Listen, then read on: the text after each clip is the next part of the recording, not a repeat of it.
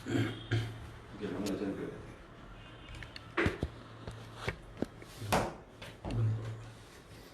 can't turn your phone, rotate your device while live. ठीक है. Okay.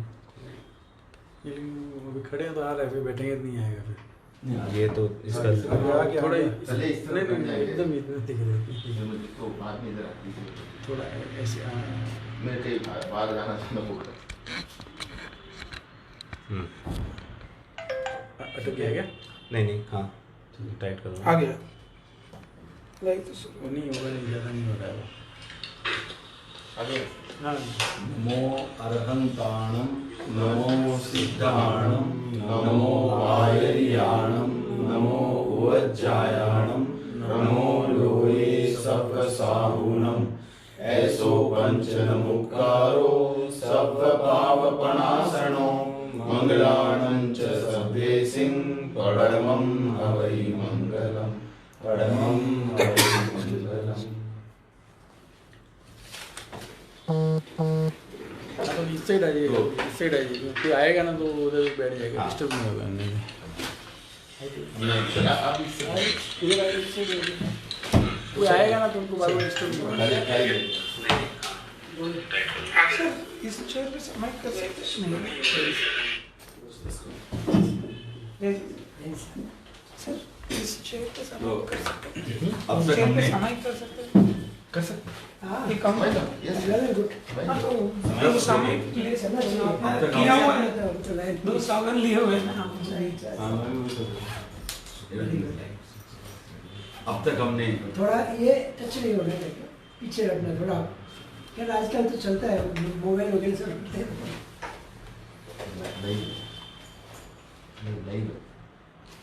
Sorry. Okay. अब तक हमने 10 बोलों की चर्चा की है. तो 10 बोलों में पहला बोल तो था गति का, जो हमारे हम एक भाव से दूसरे भाव में जाते हैं उसको इंगित करता है कहाँ है अभी. दूसरा बोल था जाति 5, वो इंद्रियों की संख्या के हिसाब से वर्गीकरण कर दिया गया था, एक इंद्रिय से लेकर पंचेंद्रिय तक. तीसरा बोल था काय 6, तो जिस जीव की जैसी काया है, पृथ्वी से लेकर पुत्रस काय तक हमने 6 जीवों की 6 काय की बात की थी. चौथे बोल में हमने इंद्रिय की बात की थी, 5 इंद्रिय. तो वो हमने बताया था कि स्पर्शेंद्रिय से लेकर श्रोतेंद्रिय तक 5 इंद्रियों की बात की थी. और उसमें हमने पुनः इंद्रियों के फर्दर वर्गीकरण की बात की थी, भावेंद्रिय और द्रवेंद्रिय की. द्रवेंद्रिय से हमें जो पौद्गलिक शक्ति मिलती है और भावेंद्रिय से उसमें जो आत्मिक शक्ति मिलनी चाहिए वो मिलती है. फिर हमने पर्याप्ति की बात की थी, 6 पर्याप्तियाँ की बात की थी. और पर्याप्ति है किसी भी जीवन की चलाने के लिए जो पौद्गलिक शक्ति चाहिए वो पर्याप्ति हुई थी. उसके बाद हमने प्राण की बात की थी. तो किसी भी जीवन को चलाने के लिए जो जीवनी शक्ति है वो प्राण है. और 10 प्रकार के प्राण और पर्याप्ति और प्राण में जो आपस में संबंध है उसकी बात की थी. जिसको भी डाउट हो जहाँ भी पिछले वीडियो जाके देखे जा सकते हैं. और उसके बाद हमने बात की थी शरीर की. तो 5 प्रकार के शरीर बताए थे.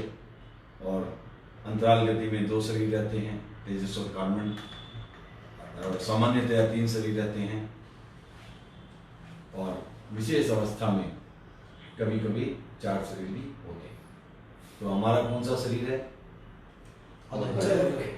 हमारे पास कौन से शरीर हैं?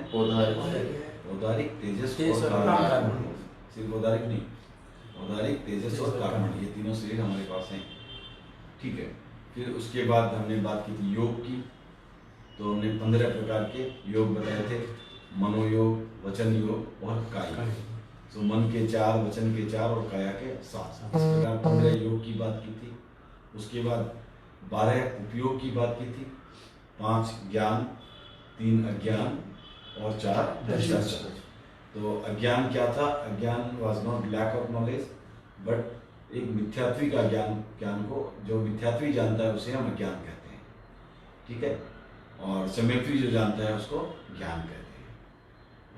ज्ञान और दर्शन में जो फर्क बताया था, सामान्य रूप से किसी को देखना जानना वो हो गया दर्शन, और विशेष रूप से जानना वो हो गया ज्ञान.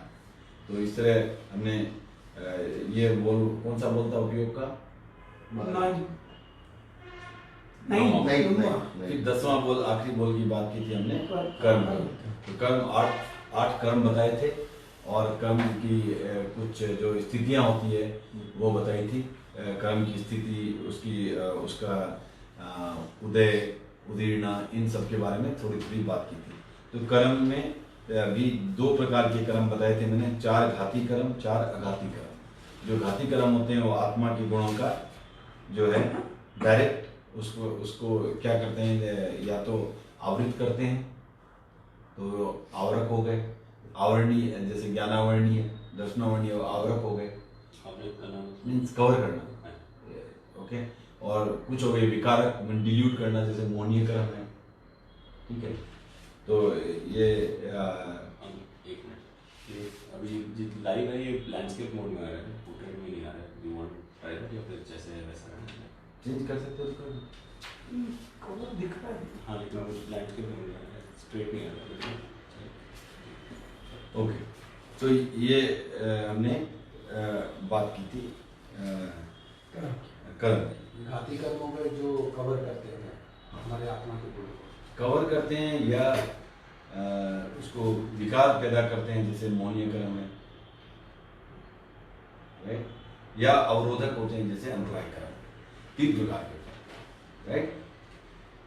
तो 3 प्रकार के हो घाती कर्म, एक आवरक, एक विकारक, और तीसरे अवरोधक।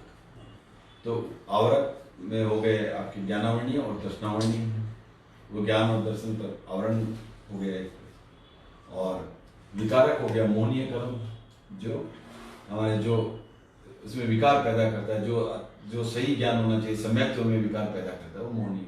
कर्मों का राजा है। कर्मों का राजा, ठीक, हाँ वो भी है। और वो गुणस्थान जब बात करेंगे तब फिर से इसकी चर्चा करेंगे। और जो अवरोधक है, तो जो हमें मिलना चाहिए उसमें अवरोध पैदा कर रहा है, तो अंतराय कर्म। जो शक्ति, आत्मा की जो शक्ति है उसमें अवरोध पैदा कर रहा है, हो गया अंतराय कर्म। ये 4 है जो घाती कर्म हो गए। बाकी है वो शुभ अशुभ संयोग है, वो दोनों प्रकार के होते हैं, और आत्मा के किसी गुणों का हनन वैसे नहीं करते। वो सिर्फ संसारी जीव है, तो संसारी जीवन चलाने के लिए आवश्यक रूप से रहते हैं, जब तक संसार है। तो वो हो गए आपको कौन से हो गए? आयुष्य, नाम, गोत्र और वेदनी, ठीक है। तो ये हो गए आपको कर्म। ये सब हो सकता है कि सेल्फ क्रिएटेड और non self created? Self created meaning नाम कर्म वो खुद के कारण वो संयोग से हो गया, तब उसने नहीं एक्वायर किए। नहीं, वो एक्वायर आपने ही किए, आपके ही नाम कर्म उदय में आए। नाम का मतलब क्या? आपको नाम मिला वो नहीं। नाम कर्म आपको जो भी, जैसे शरीर मिला है, इंद्रिय मिली है, वो सारे नाम कर्म का उदय है। जो भी आपको भौतिक चीजें मिल रही है वो सारा नाम कर्म का उदय है। आप त्रस्त जीव बने हैं, वो त्रस्त नाम कर्म का उदय है। तो वो आत्मा की गलती नहीं है, सच वो मिला ही है। मिला है मतलब ऐसे कोई आपने बंधन तो किया ही कभी न कभी इस चीज का। कुछ पास्ट में ऐसा किया, बंधन तो वही है, लेकिन वो रहेगा, अवश्यंभावी रहेगा। जब तक आपको मोहनीय कर्म है तब तक बाकी कर्म जा नहीं सकते, क्योंकि आपको संसार में भ्रमण करना है।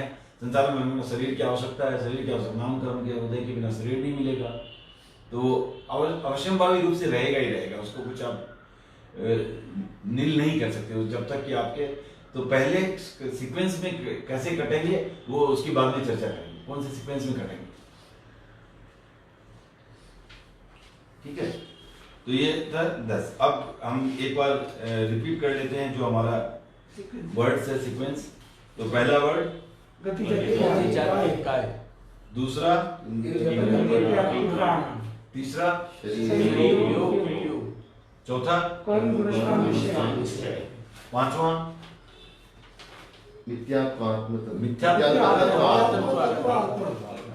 इसको 3 बार दोहरा लें।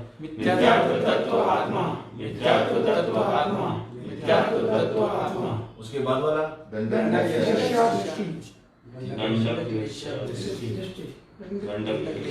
उसके बाद वाला ध्यान, द्रव्य राशि, ज्ञान ज्ञान द्रव्य राशि ज्ञान द्रव्य राशि और अंतिम रत महारत रत महारत। तो ये हो गए 8 शब्द थे, उसमें 25। तो आज हम 11वें बोल से शुरू करते हैं। तो 11वां बोल है वो है गुणस्थान 14। ठीक है।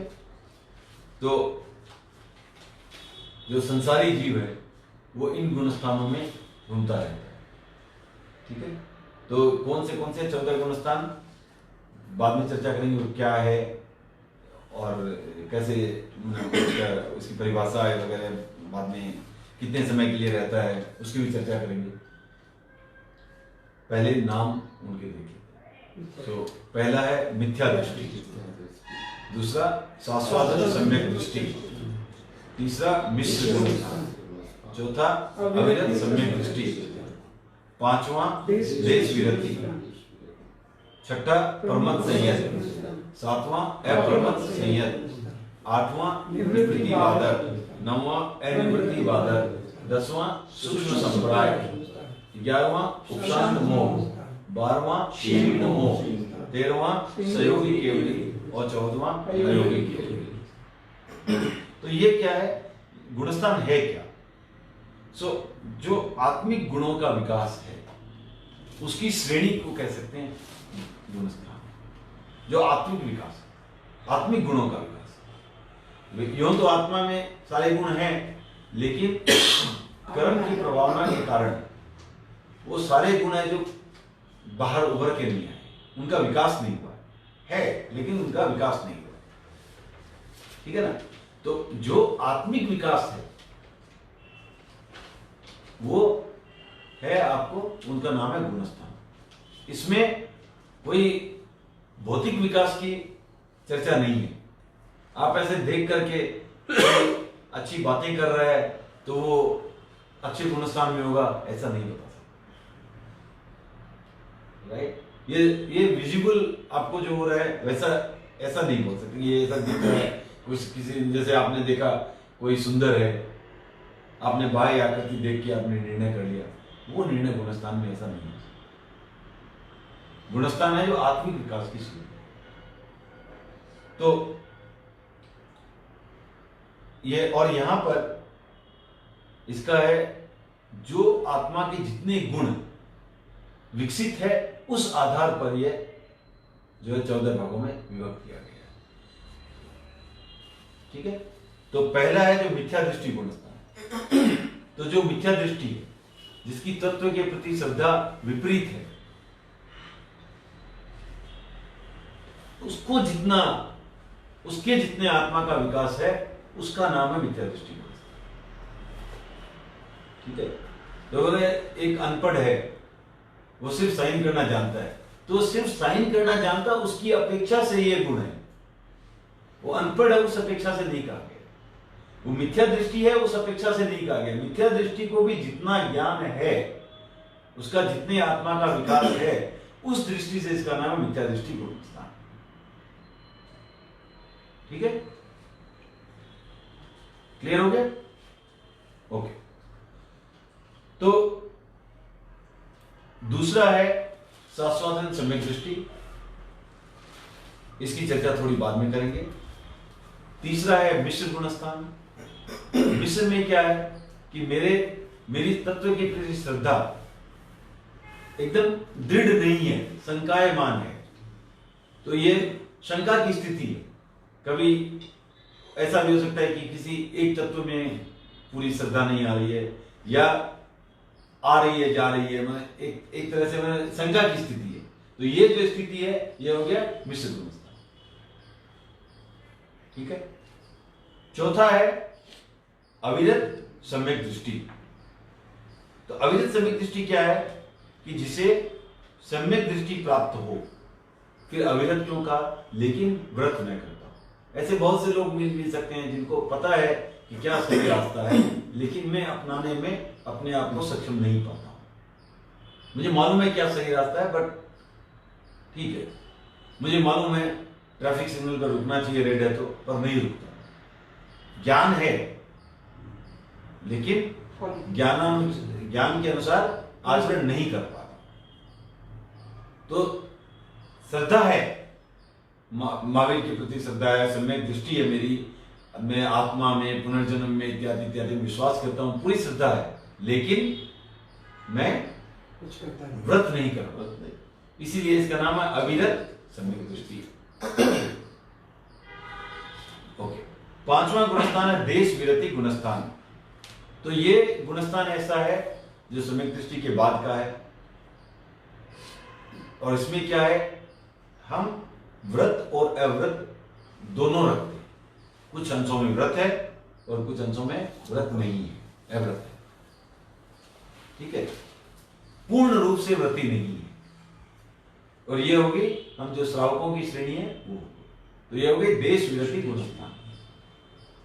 ओके, सुन, तो दूसरे इसके बाद जो आता है उसमें परमत संयत गुणस्थान। तो इसका भी अर्थ समझे। संयत का अर्थ हुआ जो संयमी है, अर्थात व्रती है, जिसने पूर्ण व्रत ले लिया है। तो उसमें आ गए साधु, पूर्ण व्रत। तो फिर प्रमत क्या है, लेकिन फिर भी प्रमाद है। प्रमाद का अर्थ हुआ धर्म के प्रति अनुत्साह, वो आता जाता रहता है। तो ये जो है प्रमाद की स्थिति फिर भी बनी रहती है, तो इसको पूर्ण जागरूकता नहीं रह पाती है धर्म के प्रति, लेकिन फिर भी व्रती है, पूर्ण रूप से व्रती है। ये हो गई, ये गुणस्थान की श्रेणी हो गई, छठी श्रेणी परमत संयत गुणस्थान। इसमें साधु साध्वी सब कवर हो जाते हैं। हाँ, इसमें और सातवें में, सातवां हो गया अपरमत संयत। तो वहां पर सब कुछ सही था, प्रमाद भी नहीं है, ठीक है।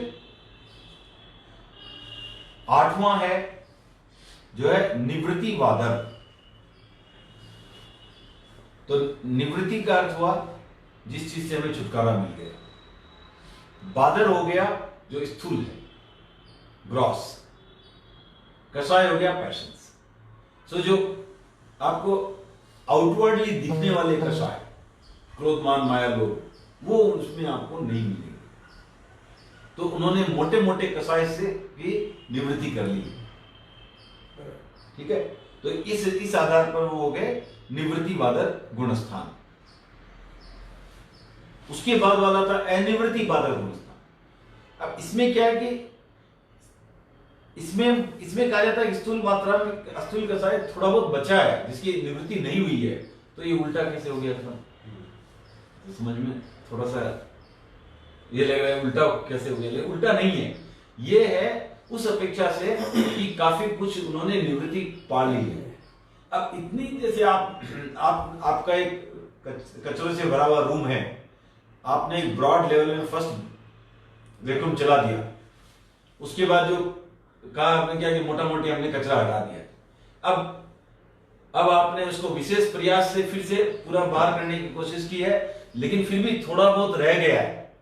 जो थोड़ा बहुत रह गया उस अपेक्षा से अनिवृत्ति की। क्लियर हो गया। तो जो यहां जो थोड़ा रहा है उस अपेक्षा से का इतने की अनिवृत्ति है, और वहां जो ग्रॉस लेवल में साफ हो गया था उससे उस अपेक्षा से उसको निवृत्ति माना था। कोई कंफ्यूजन? ओके, तो ये हो गया 9वां गुणस्थान। 10वां गुणस्थान है सूक्ष्म संप्राय। तो इस गुणस्थान संप्राय का अर्थ होता है लोभ। जो 4 कषाय हैं, क्रोध मान माया लोभ, उनमें लोभ। तो लोभ जो कषाय है उसका भी सूक्ष्म रूप में, बहुत ही अल्प रूप में जो खाली बचता है उसका नाम है सूक्ष्म संप्राय। ठीक है, तो यह हो गया 10वां गुणस्थान। फिर है 11वां गुणस्थान, जिसमें इसका नाम है उपशांत मोह। इसका मतलब यहां पर मोह अर्थात कषाय का उपशम हुआ है, माने वो दबाया हुआ है, वो उदय की स्थिति में नहीं है। मोहनीय कर्म उदय की स्थिति में नहीं है।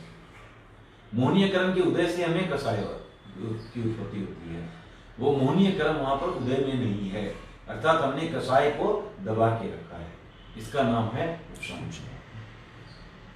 ठीक है।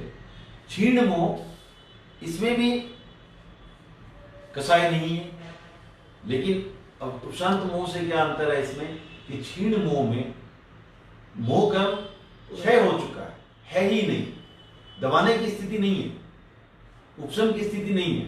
उपशम मतलब कि उसको किसी से उदय में नहीं आने दे रहे, और यहां उदय में आएगा ही नहीं, है ही नहीं, क्षीण मोह। उसके बाद है 13वां गुणस्थान सहयोगी केवड़ी। तो इसमें जो है वो मन वचन और काया की प्रवृत्ति रहती है, लेकिन बाकी चारों कर्म जो घाती कर्म है वो चारों कर्म क्षय हो जाते हैं, और ये केवल ज्ञान की स्थिति है। इसमें फिर भी मन वचन काया की प्रवृत्ति है, इसीलिए तुम जो केवली है वो बात भी कर सकते हैं, खाते भी हैं, ठीक है। तो ये हो गया सहयोगी केवली। और अंतिम स्थिति है जो है अयोगी केवली। यहाँ पर योग अर्थात प्रवृत्ति भी पूर्ण रूप से समाप्त हो जाती है, और वो हो गया 14वां गुणस्थान। उसके बाद निर्वाण, ठीक है, क्लियर। और अब देखा जाए कि इसकी स्थिति कितनी रह सकती है, स्थिति अर्थात इसका कालमान कितना रह सकता है। एक गुणस्थान बोले वापस आएंगे, शाश्वत समिति। हाँ, वो रह गया था ना। तो जब सम्यक्त्व से कोई नीचे गिरता है, माने चौथे गुणस्थान से, तो जब नीचे गिर रहा होता है उस समय की स्थिति जहां पर एक सम्यक्त्व का स्वाद मात्र है, उसे कहा जाता है सास्वादन सम्यक दृष्टि। जैसे आपने एक रसगुल्ला खाया, रसगुल्ला पेट में चला गया, लेकिन उसकी मिठास कुछ समय के लिए फिर भी आप में व्याप्त है, वो हो गया सास्वादन सम्यक दृष्टि। पत्ता है, पेड़ से गिरा है, जब तक जमीन पे नहीं आया कुछ क्षण लगे, वो स्थिति है जो है सास्वादन सम्यक दृष्टि, ठीक है। ये तो ये आपके 14 गुणस्थान। अब हम इसको थोड़ा सा और रिलेट करेंगे कि ये कैसे क्रमिक विकास हुआ। इस बोल में थोड़ा सा समय नहीं हो सकता कि आज इसमें थोड़ा वक्त भी लगे, लेकिन ये समझना, ये बहुत इंपॉर्टेंट बोल है, समझना जरूरी होता है। अब जैसे क्या है कि आपके हमने कहा कि आश्रव क्या है, जो है आश्रव कर्म लगने का रास्ता है, आश्रव के कारण हमें कर्म लगता है। आश्रव में 5 आश्रव आए मोटे तौर पर। मिथ्यात्व, जहां हमारी श्रद्धा सही नहीं है, फेथ सही नहीं है। दूसरा अव्रत, जहां पर हम व्रत नहीं ले रहे। तीसरा प्रमाद, जहां पर हम धर्म के प्रति पूर्ण रूप से उत्साहित नहीं है, जागरूक नहीं है। चौथा कसाय, क्रोध मान माया लोभ। 5वां योग अर्थात प्रवृत्ति या एक्टिविटी, मनोयोग, वचन योग, कार्य। ये 5 जो है आपके आश्रम, और इनसे आपको कर्म लग रहे हैं। अब आप देखो गुणस्थान का जो पहले से चौथे तक अब अगर आ गया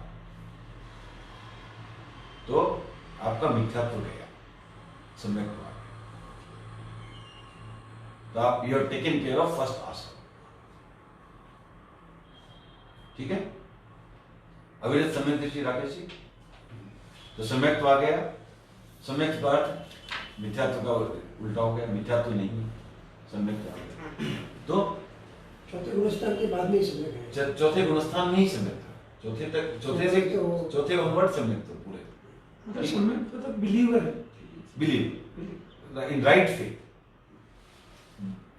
बिलीवर कई बार जैसे हमारे कहीं हमें जैन धर्म को ये भी बोल देते हैं कि ये लोग नास्तिक हैं, क्योंकि हम आइडल वर्शिप नहीं कर रहे हैं उस तरह से, और गॉड को माने ऐसा क्रिएटर नहीं मान रहे हैं।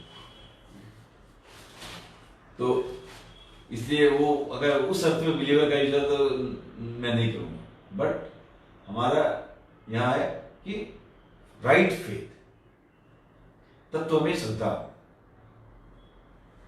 सम्यक की भी आप ऐसे कर सकते हैं, काफी कुछ आता है उसमें। आत्मा में विश्वास है, जीव अजीव की शाश्वत सत्ता में विश्वास है, पुनर्जन्म में विश्वास है, मोक्ष में विश्वास है, इत्यादि इत्यादि ऐसे आते हैं। तो ये कहने का कुल मिलाकर के जो महावीर ने राइट बातें बताई उनमें हमारा विश्वास है, फेथ है। सर यहाँ पे एक राउट था से एक आदमी सिमेक्ट है, मान लो सिमेक्ट से मान लो उसको धीरे धीरे वापस विद्यार्थ में चला गया, विद्यार्थ से वापस सिमेक्ट में आ सकता है। आ सकता है।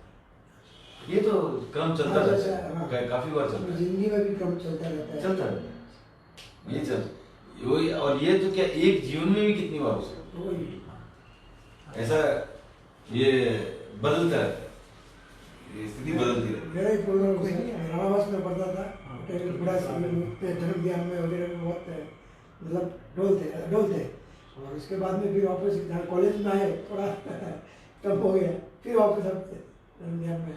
हाँ, लेकिन ये धर्म एक है कि हमारा मैं धर्म पर टाइम लगा रहा हूँ नहीं लगा रहा हूँ, वो एक अलग चीज होगी। लेकिन अगर ऐसा हो सकता है कि मैं अभी टाइम नहीं दे रहा हूँ, but I have complete faith, complete मेरे विश्वास में आई नो कि मुझे, तो ये जो श्रद्धा है वो सम्यक। अब मुझे मालूम है पूरा, लेकिन फिर भी उपवास नहीं कर पाता, फिर भी व्रत नहीं कर पाता, ठीक है। तो ये जो है तो सम्यक भी हो गया, राइट फेथ तो है ही है, हाँ। बट राइट एक्शन भी साथ में जुड़ा हुआ हो, वही कंप्लीट सम्यक है या नहीं, मेरे को सिर्फ सम्यक knowledge नहीं, सम्यक दृष्टि मींस फेथ, दृष्टि, that's all, That's all. That's all. मैं नहीं करता हूँ नहीं, ठीक है, आचरण का कोई मतलब नहीं। वो पांचों गुणस्थान में नॉलेज है उस चीज की, हाँ। जानकारी है हाँ। पूरी, फेथ है, हाँ। वो ठीक है ना। तो ये हो गया आपको, ये पहला आश्रम गया और हम चौथे गुणस्थान गए। अब आप देखेंगे दूसरा आश्रम जाएगा तब हम कहाँ आए, आप खुद ही बताओगे।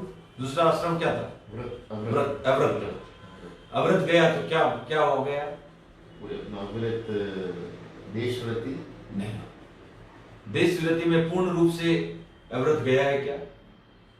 नहीं, हम व्रती और अव्रती दोनों हैं, दोनों तो वहां अव्रत नहीं गया है। फिर आगे चले, छठा नहीं, हाँ, तो उसमें अव्रत गया क्या? प्रमाद है, अव्रत गया क्या? हाँ, गया। है ना? प्रमथ से प्रमथ तो प्रमथ व्रत की बात हो रही है, प्रमाद की बात नहीं है। ठीक है, संयमी है, हाँ, व्रती तो है, पूर्ण व्रती है, राइट। तो छठे गुणस्थान में हमारा दूसरा आश्रम भी चला गया, ठीक है। फिर सातवें गुणस्थान में तीसरा आश्रम चला गया, परमात्मा, वो चला गया, राइट। परमात्मा प्रमादी नहीं, ठीक है। तो सम्यक दृष्टि में दो है, फोर्थ एंड फिफ्थ, तो दोनों सेम ही। नहीं, फोर्थ ऑनवर्ड पूरी सभी दृष्टि में, हाँ, सम्यक दृष्टि है। हाँ। दैट यू टोल्ड भाई फर्स्ट जो मिथ्या का जो है, हाँ। वो 4 तक खत्म हो जाता है। हाँ, मिथ्या से सम्यक्त में आ गए। आश्रम, पहला आश्रम हाँ। हमारा वो आ गया चौथे गुणस्थान, क्लोज हो गया वो। हाँ, पहला आश्रम चौथे गुणस्थान में आया। आया। दूसरा आश्रम, पहला आश्रम चौथे गुणस्थान में गया, गया। राइट। छठे गुणस्थान में दूसरा आश्रम गया, ओके। सातवें गुणस्थान में तीसरा आश्रम भी गया, राइट। चौथा आश्रम कहाँ जाएगा? ऐसा है। चौथा, हाँ, चौथा आश्रम था कसाय, समाज और कषाय। हाँ, कसाय, कसाय कषाय। कहाँ कब जाएगा? ठीक है। अवृत बाधक नहीं, उसमें तो सूक्ष्म स्थूल कसाय गया, सूक्ष्म कसाय तो बाकी है। क्षीण मुंह, क्षीण मुंह और उपशांत मुंह दोनों ही है ना, जो 10वें के बाद, 10 तक कसाय है, 10वें के बाद, ठीक है। उपशांत मुंह भी माना जाएगा। हाँ, कसाय तो नहीं है ना, खत्म हो गया, बट मुंह गर्म है पर कसाय नहीं, उदय में नहीं है ना, उदय में उदय में नहीं है तो वो कसाय नहीं है, ठीक है। कसाय नहीं है तो वो एक्चुअली 11वां 12वां जो है, 13वां 14वां चारों गुणस्थान जो वीतरागता के गुणस्थान कहे जाते हैं, लास्ट के 4। लास्ट के साथ। क्योंकि उसमें कसाई नहीं है। ठीक सर है, 11 गुणस्थान के बाद में तो वापस नीचे भी जा सकते हैं। हाँ जाना ही पड़ेगा, हाँ, सर। वो आएंगे, उसको जी, बताएंगे। सर। तो 11वें के बाद तो वापस आना ही पड़ेगा। तो ओके, और आप तो तुम थोड़ी सा कसाई तो थोड़े सा। कसाई तो नहीं था उस समय, तो नहीं था। जब तक 11वें में है तब तक कसाई नहीं है। अच्छा अच्छा। आपने लेकिन 10 के बाद कर्म बंधन के जो फ्लोज थे वो बंद कर दिए। 11, 12 जब तक 10 तक पहुंचो तब तक अशुभ के बंधन, अशुभ के बंधन थे। कसाई खाली योग बचा है, हम्म, तो योग के कारण बंधन तो होगा पर अशुभ का बंधन नहीं होगा। शुभ योग सिर्फ शुभ कर्मों का बंधन होगा। इसका मतलब और हो गया, घाती कर्मों का बंधन नहीं होगा। घाती कर्म एकदम सारे के सारे अशुभ ही हैं। जो अघाती कर्म है उसमें शुभ अशुभ दोनों है। ठीक है, आपको नाम कर्म है, अच्छा नाम कर्म का भी बंधन हो सकता है और अशुभ नाम कर्म का भी बंधन हो सकता है। अशुभ नाम कर्म का उदय आने से आपको क्या होगा, शरीर अच्छा नहीं मिलेगा, लेकिन शरीर अच्छा मिला। तो इस तरह शुभ और अशुभ दोनों हो सकते हैं उसमें। और जो 10वें के बाद जो है, जो बंधेंगे 11वें, 12वें, 13वें में, वो सिर्फ शुभ के ही बंधेंगे। और 14वें में कोई भी कर्म नहीं बंधेगा, क्योंकि दैट इज द स्थिति ऑफ अयोगी केवली। यहाँ योग भी गया, लास्ट आश्रम भी गया। ठीक है, तो 11 गुणस्थान में 11 गुणस्थान से आदमी पहले गुणस्थान में तक भी आ सकता है। आ सकता है। तो अभी उसको चर्चा करेंगे। तो ये क्लियर हो गया है। 5 आश्रम एक बार बता। 5 आश्रम। पहला मिथ्यात्व है, दूसरा अवरत, तीसरा प्रमाद, चौथा कसाय और 5वां योग। ये 5 आश्रम। ठीक है, और जैसे जैसे हम इन आश्रमों पर विजय प्राप्त करते रहते हैं, हमारा आत्मिक विकास होता रहता है। एंड नॉट सरप्राइजिंग, क्योंकि आश्रम ही जो थे वो कर्म आदि के रास्ते थे। हम जैसे जैसे उनको बंद करते रहेंगे, वो संवर में कन्वर्ट होते रहेंगे। तो ऐसे ही 5 संवर हैं जो इसके जस्ट अपोजिट है। संवर सम्यक, व्रत, अप्रमाद, अकसाय और अयोगी। ठीक है, तो ये 5 संवर जो क्रम से हमें आते रहेंगे। तो इस तरह ये हो गया आपको गुणस्थान। इनमें 3 गुणस्थान जो है वो अमर कहे गए,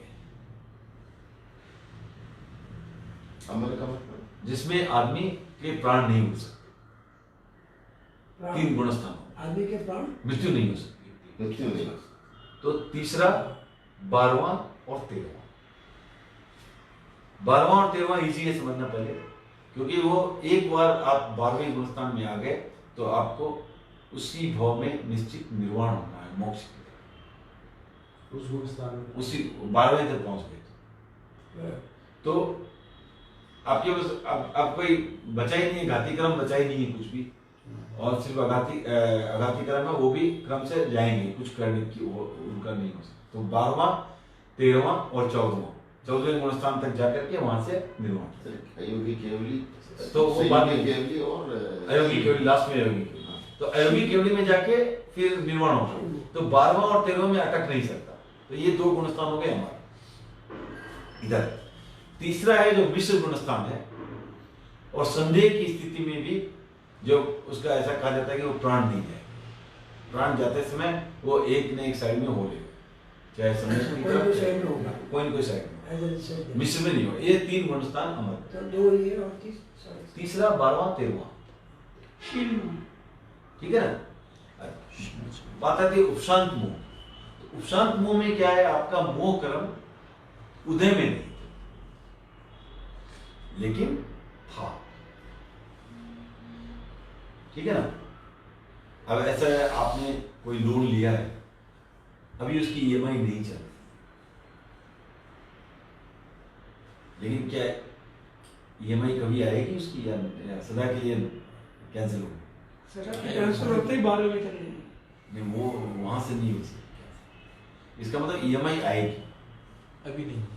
कभी तो जब EMI आई, यहाँ EMI का क्या मतलब हुआ कि मोह कर्म कभी न कभी उदय में आएगा।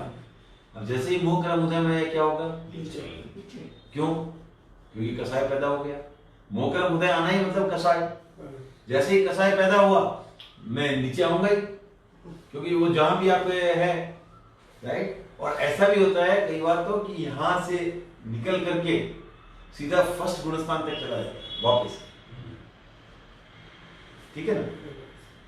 तो ये हो गया उपशांत मोह की। तो उपशांत मोह में 11 से 12 की कोई डायरेक्ट एंट्री नहीं है, 10 से 12 ही जाना पड़ेगा। तो ऐसा ये निर्णय कब होता है, जब 8वें गुणस्थान में आदमी जाता है, तभी वो 2 श्रेणी में हो जाता है। एक का नाम है छपक श्रेणी, एक का नाम है उपशम श्रेणी। तो छपक श्रेणी में क्या होता है, जो कर्मों का क्षय, मोह कर्म का क्षय करते हुए जाता है, और उपशम श्रेणी में मोह कर्म का उपशम करते हुए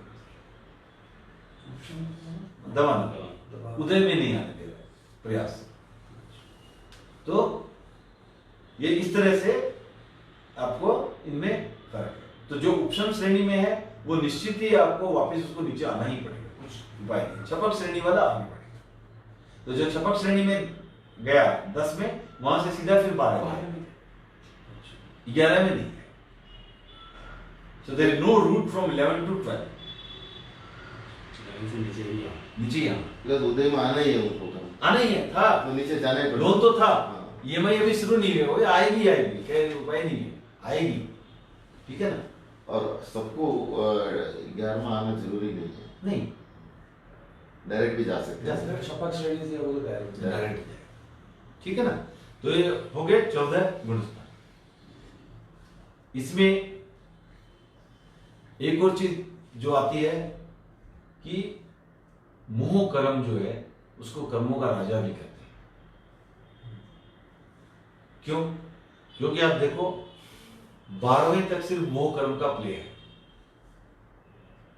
मिथ्यात्व क्यों आता है? आपके श्रद्धा राइट में श्रद्धा राइट क्यों नहीं है? मोह कर्म के कारण, ठीक है ना। तो ये सारा आप तब तक आप मोह कर्म को ही टैकल कर रहे हो, राइट। मोह कर्म में भी 2 प्रकार आते हैं, दर्शन मोहनी और चारित्र मोहनी। तो बाकी जो आएंगे चारित्र मोहनी से संबंध आ जाएंगे, व्रत नहीं ले पा रहे हो, प्रमाद कर रहे हो वगैरह। तो आप देखो 12वें तक 10वें तक सिर्फ मोह कर्म का खेल है। जैसे ही आपने उसको क्षय किया, आप 12वें में आ गए, उसके बाद आपके पास कोई रिवर्स वे है क्या? नहीं। तो बाकी सारे जो कर्म है उनके पास ऑप्शन नहीं है, और जाना ही पड़ेगा, राइट। तो इसका मतलब वो मोह कर्म एक बार क्षीण हो गए तो वापस नहीं लगेगा, बाकी कर्म भी नहीं लगेंगे, बाकी भी ले लगेगा। बाकी कर्म भी खाली सुख का ही लगेंगे, वो सुख का ही लगेगा। हाँ। अशुभ कर्मों का लगेगा ही नहीं अशुभ, ठीक है ना। मोहनीय कर्म जब तक है तब तक अशुभ रहेंगे, अशुभ लगेंगे, हाँ। तो अशुभ कर्म लगने में ही का परिभाषा ही हुई है, मोह कर्म संयोग वियोग। जहां मोह कर्म का संयोग है वहां अशुभ, जहां मोह कर्म का संयोग नहीं है वहां अशुभ, राइट, ठीक है ना। तो ये मोह कर्म को अल्टरनेटली राग देश को मोह कर्म के उदय के कारण राग द्वेष, राग देश होता है, उदय के कारण, लेकिन मोह कर्म को राग द्वेष नहीं कहते, राग देश बट मोह कर्म राग द्वेष का कारक है। कारण है। हाँ। मोह कर्म जो उदय में आएगा राग द्वेष आएगा, ठीक है ना। चाहे आप क्रोधमान माया लोग कह लो, चाहे राग द्वेष कह लो, चाहे कसाय कह लो, एक ही बात है। एक वर्ड में कहना है कसाय, 2 में कहना है राग द्वेष, 4 में कहना है क्रोधमान माया, ठीक है ना, एक ही चीज से। क्लियर? ओके। अब आता है कि इनमें जो है कितनी स्थिति तक, कोई कितने कालमान तक कोई भी गुणस्थान रहता है। तो हम उसका एग्जैक्ट टेक्निकल में मैं नहीं जाना चाहूंगा, क्योंकि फिर वो समय की आपको बताना पड़ेगा कि कौन सा कितना होता है। तो जो उसके पहले एक और चीज बताते हैं कि 2 प्रकार के जीव निश्चय, भवी अभवी।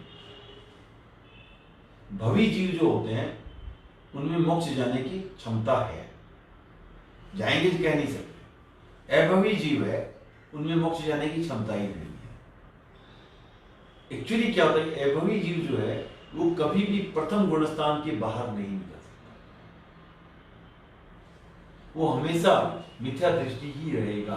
क्यों होता है सर, क्या कारण से, क्यों? कुछ नहीं होता। बस वो है। आपने ये ऐसा क्यों होता है? आपने चना देखा होगा, जी जनरली चने होते हैं, आप अंकुरित करोगे उसमें स्प्राउट होगा, अंकुरित होगा, भिगोगे। एक आध चना ऐसा होता है जो कुछ भी कर लो उसमें अंकुर फूटेगा, जिसको हम लोग कोल्ड या कुछ बोल रहे हैं, राइट? अब इसमें कोई तर्क तो नहीं हो सकता क्यों है ऐसा है, पॉपकॉर्न स्वभाव होता है। है, पॉपकॉर्न होता है, पॉप ही नहीं होता है। वो कहीं कोई भी हो सकता है कि वो जहाँ वो वहाँ तो मैं ऐसा भी मान सकता हूँ कि एक को हीट नहीं पहुंचा या कुछ हो सकता है, बट ये होता है कि वो उसमें वो बीज है ही काम का नहीं, उसमें अंकुर होंगे ही मेरा पूछने का मतलब ये था कि वो भी तो कर्म, अच्छे कर्म करके और नहीं, कुछ नहीं हो सकता, नहीं हो सकता, वो योग्यता ही नहीं है उस जीव में योग्यता ही नहीं। हाँ, वो आत्मा सदा के लिए, ऐसा इस खाली एक जीवन की बात नहीं है, वो सदा के लिए वो मिथ्या दृष्टि ही रहेगा, संसार भ्रमण करता ही रहेगा। उसको पहला आ रहा हो, सेकंड आ रहा हो, तीसरा हो, कुछ भी हो, अभवी जीव, भवी जीव से मोक्ष जाने की योग्यता है, लेकिन योग्यता होने से ही आप में इंजीनियर बनने की योग्यता है, लेकिन फिर भी तो बनना पड़ेगा, सारी योग्यता वाले नहीं बन जाते, ठीक है। तीसरा एक और श्रेणी में लेता हूं, उसमें था सम्यक्त्वी। एक बार जो सम्यक्त्वी बन गया, ये निश्चित है कि वो मोक्ष जाएगा। जो भवी है वो निश्चित नहीं है, उसमें योग्यता है।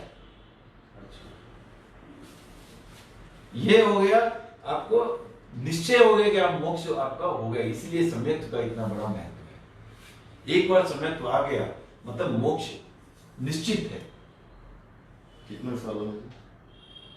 वो 16, 300 जो ऐसा उसे बहुत ज्यादा हो सकता है। भगवान महावीर को 27 भाव लगे, नैसार के भाव में सम्यक्त्व आया था, और उसके 27 भी कोई है सर, ना है, इतने कुछ है वो 27 भाव में आया था, वो ठीक है, वो तो हो सकता है कि तो लाखों साल हो सकते, और भी हो सकता लैक्स ऑफ इयर्स, है, कुछ भी हो सकता है। वो उसमें आने के लिए 4 गुणस्थान क्लियर करने होंगे, चौथे गुणस्थान में आना होगा, तब समृद्धि बना। ठीक है ना? ओके। और अब इसमें गुणस्थानों का कालमान जब आता है, प्रथम गुणस्थान का कालमान की कोई सीमा नहीं है, पूरी जिंदगी रह सकती हाँ, जिंदगी क्या बना दो, अनादि अनंत। नहीं तो अभवी में तो अनादि अनंत हाँ, और भवी है उनमें भी वो काफी मैंने अनंत समय तक उसमें रह सकते, काफी समय तक रह सकते, राइट? तो ये इसके सिवाय कोई भी काल है वो इतना बड़ा नहीं है। फिर भी जो दूसरा गुणस्थान है उसका कालमान मैक्सिमम आ सकता है 6 अवधि का। ये काल की एक बहुत छोटी यूनिट है, उसमें आज यूनिट में नहीं जाएंगे। 6 अवधि का बहुत छोटी यूनिट। उसके बाद जो चौथा गुणस्थान है वो काफी लंबे समय तक रह सकता है, 33 सागर से कुछ आगे उस चौथे से गुणस्थान में रहा जा सकता है। 5वें, 6ठे और 13वें गुणस्थान का कालमान वह 1 करोड़ पूर्व से कुछ कम, वो काफी बड़ी संख्या है। पूर्व और सागर का कुछ थोड़ा वो अभी नहीं जाएंगे, आज उसमें नहीं जाएंगे, कभी काल की बात करेंगे तो जाएंगे, ठीक है ना? सर अब 6ठा 7वां से भी फर्स्ट गुणस्थान में आ सकते हैं। हाँ, आ सकते, क्यों नहीं आ सकते? मतलब साधु संत होकर भी मित्रत्व में आ सकते। हाँ, क्यों नहीं आ सकते? और 14वें गुणस्थान का जो है समय, जब हम 5 हर्ष अक्षर का उच्चारण करते हैं, ए ई उ री री, री री, ऋषि वाला री और ऐसे री री, ओके। तो ये 5 हर्ष अक्षर इनका उच्चारण करते हैं, उतना ही समय 14वें गुणस्थान का रहता है। ठीक है, मतलब एकदम जब जब वो मोक्ष जाना होता है वो टाइम हाँ। शेष जितने भी गुणस्थान बचे उनका कालमान अंतर मुहूर्त का होता है, मतलब कि लेस देन 48 मिनट। शेष जो भी गुणस्थान है, तीसरा इतने जल्दी ऊपर चढ़ सकते हैं मतलब। हाँ? ऊपर नीचे माना वो जो भी वहां टिक नहीं सकता, नहीं तब शीट में भी खाली एक 48 मिनट्स हो, उसके बाद सहयोगी क्यों नहीं बन तो जाएगा? उसके बाद इमीडिएटली सही। ठीक है, तो जो लंबे समय वाले हैं उनमें क्या क्या है, एक तो पहला तो है ही है, उसको छोड़ दें तो चौथा, पांचवा, छठा और तेरहवां। हाँ, वो साधु रह सकता है लंबे समय तक, श्रावक रह सकता है लंबे समय और तक, केवली रह सकता है लंबे समय तक। साधु में ज्यादा नहीं रहता है। साधु ज्यादा नहीं, हाँ, अंतर छठे में जाएगा, में वापिस छठे में जाएगा। अप्रमाद की अवस्था जो है वो ज्यादा नहीं रहती उसमें, वो वापिस आ गया। ठीक है ना, क्लियर? ओके, तो साधु रह सकता है लंबे समय तक, श्रावक रह सकता है लंबे समय तक, और मिथ्यार्थी रह सकता है लंबे समय तक। मिथ्या दृष्टि गुणस्थान में रह सकता है, फिर केवली रह सकता है काफी समय। बाकी दूसरा गुणस्थान है वो सबसे छोटा, वो तो दिख ही रहा था, गाली तो स्वाद वाली स्थिति है, तो वो 6 अवली का मैक्सिमम, बाकी सारे अंतर। केवल खूब प्रेम से जैसे भगवान वगैरह जैसे भगवान रहेंगे तो थर्ड भी 48 मिनट्स तक हो सकता है इससे हाँ, उतना ही, उससे ज्यादा संदेह की स्थिति नहीं। होगी, वापस चेंज हो जाएगा। तो ये हो गया आपका 11वां गुणस्थान। ये थोड़ा सा वृहद गुणस्थान है, समझने की दृष्टि से भी थोड़ा इसमें तो कोई प्रश्न इस पर? लाइव में भी कोई प्रश्न है तो देखते रहिए आप, मेरे ख्याल से कोई है या नहीं। एक गुणस्थान से दूसरे गुणस्थान में जाने के लिए कितना समय लगता है? वो तो समय कालमान की हमने बात की, तो समय वैसे जाने में कोई समय नहीं लगता है, वो आप कितने समय एक गुणस्थान में रह सकते हैं उसकी हमने चर्चा कर ली, और जाने में कोई ऐसा नहीं है कि जाने में इतना समय लग रहा है। एक पूछा, व्हाट इज डिफरेंस बिटवीन मोह एंड राग? मोह कर्म के उदय से राग और द्वेष पैदा होता है। ठीक है, अब आप कह सकते हो कि बर्न और फायर में क्या फर्क है? फायर के कारण बर्न होता है, राइट? तो मोह कर्म के उदय से राग और द्वेष पैदा होते हैं। और कुछ बीच में आप देखते रहिए। हाँ, ठीक है, तो और किसी का प्रश्न नहीं है तो 12वें बोल की तरफ चलें। ठीक है, मैं 12वां गुणस्थान बोला था, वहां जाने के बाद तो कुछ करने की आवश्यकता ही नहीं है। 12वां बोल की तरफ चलें, उसके पहले एक बार फिर से गति जाति इंद्रिय पर्याप्त शरीर योग कर्म गुणस्थान से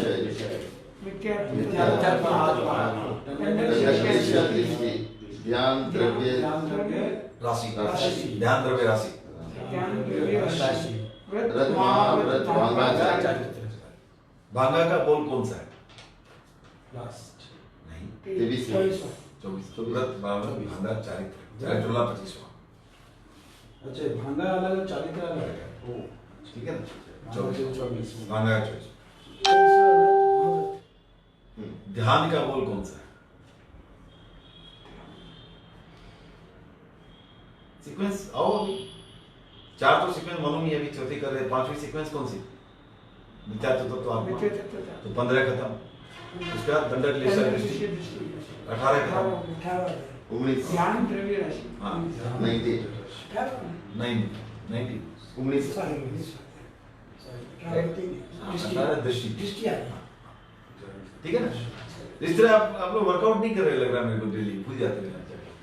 नहीं, ये पीछे वाले भी शुरू नहीं। हाँ ठीक है, तो मैं पहले वालों में ठीक हूँ, मतलब 4 में बराबर। फोर्थ वर्ड कौन सा है? वर्ड कौन सा है? वर्ड फोर्थ वर्ड इंद्रिय अच्छा सीक्वेंस हाँ, ये क्या तत्व आपने वर्ड तो इंद्रिय होगा ना। नहीं एक मिनट अच्छा, कर्म गुणस्थान विषय। कर्म गुणस्थान 10वां बोल। विचार और कर्म। 3 स्किप करना है, 3 to 3 9, 4th वर्ड का स्टार्ट कर। 11वां बोल कौन सा है? अभी भी किया। 12वां बोल कौन सा है? विषय। 5 इंद्रियों के 23 विषय, वो अभी कर। अच्छा, चलो गुणस्थान को क्या तत्व कहते हैं? हाँ तत्व नहीं, हाँ, मिथ्या तत्व तो आत्मा। हाँ, तो मिथ्या तो हो गया जो 13वां गुण बोल, मिथ्या तो तत्व आत्मा। और तत्व हो गया 9 तत्वों के 115 115 जो हो गया, वो हो गया 14वां, और 15वां हो गया आत्मा। ठीक है ना? मेरे को मिथ्या तत्व आत्मा, नहीं याद करने के लिए मिथ्या तत्व आत्मा। ठीक है ना? सब मिथ्या तो तत्व आत्मा।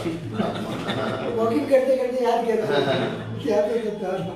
नहीं याद, एक बार याद होने से फिर उसका उपयोग करते रहो।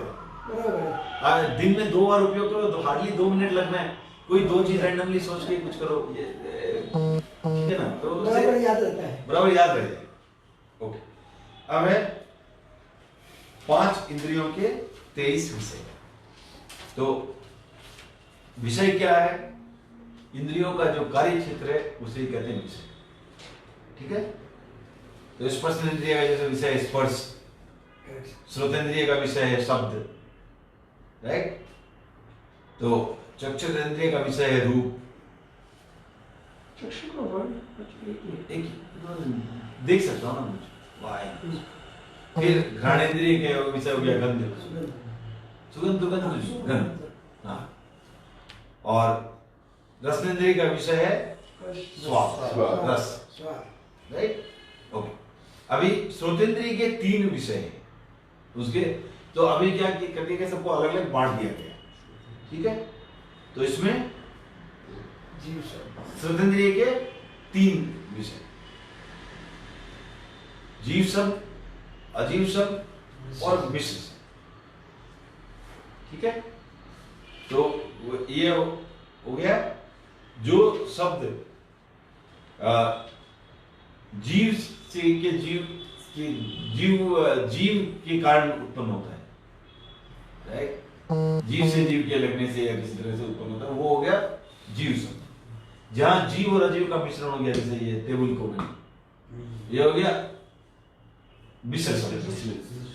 और जहां अजीब से अजीब के, जैसे ढोलक बजा रहे हैं, मैंने वो कुछ ढोलक नहीं, वो क्या बोलते हैं उसको, वो होता है दोनों साइड में लेके जब बजाते हैं। हाँ, 2 पत्थर को, हाँ, 2 पत्थर को मारना, ये सब सारे हो गए अजीब से।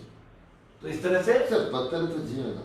नहीं, वो ठीक है, अजीब पत्थर मान, लोहा मान, जो भी है, मैंने जो आपको अजीब किया हुआ है कोई चीज, ठीक है? खान से निकला तो लोहा भी जीव है, पर अजीब जो हुआ वो। अब मान लो आप, हमने पीतल की घंटी बना रखी है और उसको एक हथौड़े से ठोक रहे हैं, दोनों अजीब है, तो अजीब शब्द। तो इस तरह ये श्रोतेंद्रिय के 3 विषय, चक्षुरेंद्रिय के 5 विषय। यहाँ पर मुख्यतः रंग की दृष्टि से, वर्ण की दृष्टि से बताया गया है 5: कृष्ण, नील, रक्त, पीत, श्वेत। सबका मीनिंग मालूम ही, राइट? कृष्ण, नील, रक्त, पीत, श्वेत। तो बाकी के अगर मान लो कोई कलर जैसे जो कॉम्बिनेशन, कैसे करता है? इनमें से कॉम्बिनेशन, ठीक है ना? ओके, फिर घ्राणेंद्रिय के 2 विषय, सुगंध और दुर्गंध। ठीक है? तो कितने हो गए अभी तक टोटल? 5 3 8 2 10। 3 5 8 2 10। ठीक है? फिर है रसनेंद्रिय के 5 विषय, जो रस है, स्वाद है, उसके 5 विषय: अम्ल, मधुर, कटु, कसाय, तिक्त। ठीक है? तो अम्ल क्या हो गया? खट्टा। जैसे नींबू है तो हो गया खट्टा, इमली है। मधु हो गया जैसे चीनी है। ठीक है? अम्ल, मधु, कटु, कटु, कसाय, तिक्त। तो कटु क्या हुआ? खारा। नीम का रस जैसे हुआ, वो खारा हो गया, राइट? कसाय, हाँ कसाय क्या हो गया? ये जैसे हरडेकर, हरडेकर, कसेला, कसाय होते हैं ना, आयुर्वेद में कितने कसाय बनते हैं। एग्जैक्टली नीम का तो स्वाद नहीं है, हरडेकर जैसे आप करोगे तो उस तरह से वो हो गया कसाय। तिक्त हो गया जैसे सौंफ है। तो ये हो गए 5 टेस्ट और स्पर्शनेंद्रिय के 8 विषय। तो ये टेस्ट और ये रसनेंद्रिय जो इंद्रिय है उसकी कैपेबिलिटी है कि ये 5 को पता कर सकते। हाँ, वो उसकी जानकारी ग्रहण करना वो उसका विषय है। ठीक है, मतलब उतने में सक्षम है हाँ। रसनेंद्रिय। हाँ, रसनेंद्रिय तो वही है ना, रसनेंद्रिय का विषय वही है। तो मतलब 5 तक कर सकते अब हैं। सक्षम है या नहीं है, किसी की जीभ खराब हो गई है, कोई स्वाद नहीं ले पा रहा, वो अलग बात। सक्षम है नहीं बोल रहा हूँ, रसनेंद्रिय के विषय ये 5 है। तो फिर आप जैसे अब आप कोई कक्षा में हो, विषय आपका गणित है, मैं ये कैसे कहते तो आपको आती ही नहीं आती, आप सब सॉल्व कर सकते हो नहीं, आई डोंट नो, बट विषय आपका वो है। आप दूसरी कक्षा में गए, आपके विषय वो है, अक्षर ज्ञान विषय है आपका, आपको आता नहीं आता, मैं क्या रसनेंद्रिय है, सुगंध आती है, नहीं आती, किसी के नाक ब्लॉक हो गया, सुगंध कुछ नहीं आ रही है वो, लेकिन घ्राणेंद्रिय का विषय सुगंध दुर्गंध है। तो इसमें श्रोतेंद्रिय की जीव शब्द अजीव शब्द ये क्या हो कि श्रोतेंद्रिय जो है हाँ कान, हाँ, तो ये जीव शब्द ये सुन सकता है, अजीब शब्द सुन सकता है। तो अजीब आपने बोला कि हाँ, हाँ। उसे डाउट क्या है? वो ऐसे कुछ ऐसे खास बात है ना, अलग अलग तरह से शब्द ओरिजिन हो रहे हैं, अच्छा, उनको उनका वो सारा इनके विषय है, ठीक बस। ठीक है ना? तो चक्षुरेंद्रिय, अब जैसे कि कोई कलर ब्लाइंड, हर आदमी कलर ब्लाइंड होता है, कोई ना कोई कलर। अब वो नहीं है, वो अलग बात है, उसका चक्षु का विषय ये है। अब हर एक चक्षु का सर्टिफिकेशन नहीं है ये चक्षुरेंद्रिय का विषय क्या है, वही उसका विषय वो है। अब उसमें कोई चक्षु सक्षम हो रही है, कोई नहीं हो रही है, वो अलग बात है। वो दूसरा डिस्कशन होता है। हाँ, उसकी उसका कितना विकास हुआ वो अलग बात है। आपने इंजीनियरिंग की, अब आपका इलेक्ट्रिकल विषय था, अब उसमें आप कितने पारंगत हुए नहीं, वो अलग बात है। ठीक है ना? वो इनके विषय ये है। फिर स्पर्शनेंद्रिय के 8 विषय, शीत, उष्ण, रुक्ष, स्निग्ध, लघु, गुरु, मृदु, वो तिक्त क्या? हाँ, तिक्त रस बताया ना सौंफ का जो स्वाद है वो तिक्त हो गया। तो मतलब तीखा भी बोल सकते नहीं, तीखा नहीं होगा, एक तरह से बोल सकते हैं, सौंफ का टेस्ट है उसको, मोस्टली। मीठा भी नहीं है हाँ, और एकदम नीम की तरह खारा या कसेला भी नहीं है, राइट? ओके, तो ये हो गए आपके 8 स्पर्श। ठीक है? स्पर्श जो है, ये सारे जो है ना, ये शब्द जो है वो कैसे उत्पन्न होता है? पुद्गल स्कंदों से उत्पन्न होता है। ठीक है? तो इसके उत्पत्ति की वजह से 2 कारण है मुख्यतः। एक है संघा, माने किसी चीज का दूसरी चीज को घात होना, वार होना। दूसरा हो गया भेद, वो ये टूटने से, जुड़ने से या बिखरने से, पेज फाड़ा तो भेद हुआ। तो ये है। और जीव के द्वारा जो बोला जाता है वो हो गया सचित शब्द। अचित पदार्थ के द्वारा जो शब्द होता है वो अचित शब्द। ऐसे कोई आपने लकड़ी तोड़ी, अचित लकड़ी थी, उसको तोड़ी, वो अचित शब्द हो गया। और दोनों के संयोग से जो हुआ, जैसे आप बजा रहे हैं माउथ ऑर्गन, मिश्र हो गया, मिश्र शब्द में। ओके सर ये गुरु और लघु जो हाँ स्पर्श आएंगे उसमें आएंगे। वो थोड़ा ओके तो ये सारे जो है ना ये सारे पौद्गलिक ही हैं, क्योंकि जो भी ज्ञान होगा हमें पुद्गल के विषय में ही होगा। तो पुद्गल के ही है, शब्द भी पुद्गल से रिलेटेड है, रूप भी पुद्गल से रिलेटेड है, गंध भी पुद्गल से रिलेटेड है और रस भी पुद्गल से रिलेटेड है, राइट, और स्पर्श भी पुद्गल से। तो अब इनमें जो 8 स्पर्श बताए वो जो पहले 4 स्पर्श है वो मूल के स्पर्श है, शीत उष्ण स्निग्ध और रुक्ष, यह मूल स्पर्श है। और बाकी के जो 4 हैं वो इनकी बहुलता से बनते हैं, इनके ऐसे बहुत सारे चीज मिल जाते हैं तो बनते हैं, ठीक है। तो जैसे अगर आपको स्निग्ध है, अब स्निग्ध चीज एक साथ ज्यादा आ गई, अगर आप उसको स्पर्श करोगे तो आपको ज्यादा स्पर्श होगा, राइट। The points at which you will touch, there are many points at which you will touch, तो हो गया गुरु स्पर्श। अच्छा ज्यादा टच हो रहा है, जैसे बड़े छोटे से मतलब नहीं हुआ, टच ज्यादा हो, ठीक है। उसी तरह जो कोई अगर वृक्ष है,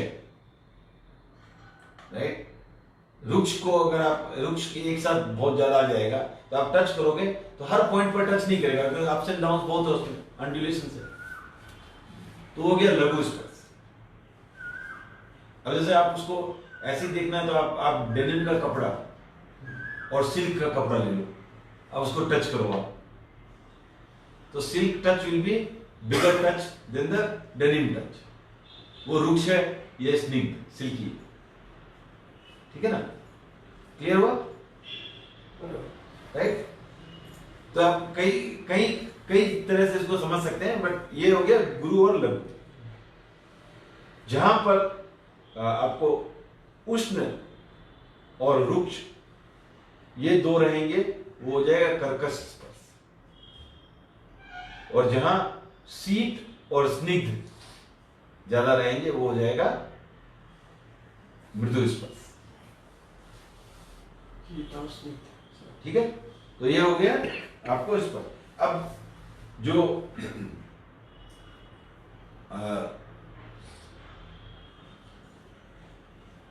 जो पुद्गल कई बार जैसे अष्टस्पर्शी होते हैं जिसमें 8 स्पर्श होते हैं, कुछ जैसे कर्म के पुद्गल हैं वो सिर्फ चतुस्पर्शी होते हैं, उसमें सिर्फ 4 ही स्पर्श होते हैं, पहले वाले 4 मूल, जो इधर सूक्ष्म है। जो स्थूल पुद्गल रहेगा उसमें आपको 8 स्पर्श रहेंगे, अष्टस्पर्शी होंगे। जो एकदम सूक्ष्म है जैसे कर्म पुद्गल उसमें चतुस्पर्शी, और भी जाएंगे परमाणु, उनमें सिर्फ 2 ही स्पर्श रहते हैं, ठीक है। कौन सा सर शीत उष्ण में से 1, स्निग्ध रुक्ष में से 1। कर्म का स्पर्श हो सकता है, कर्म पुद्गल, कर्म पुद्गल, कर्म चतुस्पर्शी है, कर्म पुद्गल है और चतुस्पर्शी है, लेकिन अरूपी है, अरूपी नहीं है। पुद्गल है तो अरूपी कैसे हुआ? आपके लिए अदृश्य है, वो अलग बात है। अदृश्य, आपके लिए अदृश्य है, पर वो आरोपी नहीं है, अरूपी नहीं, पुद्गल है, खाली हाँ। ठीक है ना। ये स्निग्ध रुक्ष मतलब सॉफ्ट एंड हार्ड ऐसे बोल सकते हैं, वही स्निग्ध रुक्ष मतलब एक तो हो गया शीत उष्ण, तो वो तो ठंडा और गर्म, वो स्निग्ध रुक्ष का silkie and rough, silkie and rough, ठीक है ना।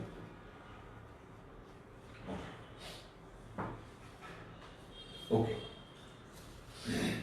तो ये हो गया हमारे 5 इंद्रियों के 23। अब अगला बोल है 13वां बोल है 10 प्रकार के मिथ्या। तो मिथ्यात्व कैसे किसको कहते हैं? जहां विपरीत श्रद्धा हो उसे मिथ्यात्व कहते हैं। अब निश्चय में तो केवल ही जानता है कि कोई मिथ्यात्व किसी में मिथ्यात्व है या नहीं, लेकिन हम व्यवहार रूप में उसको बोल सकते हैं कि देख सकते हैं व्यवहार में किन बातों से। तो इससे एक व्यवहारिक रूप से हम निर्णय में एक इसमें क्या था अध्ययन में जो नहीं आता निश्चय नहीं व्यवहार नहीं। तो व्यवहार में कैसे उसको व्यवहार की दृष्टि से कैसे पता करें कोई, राइट।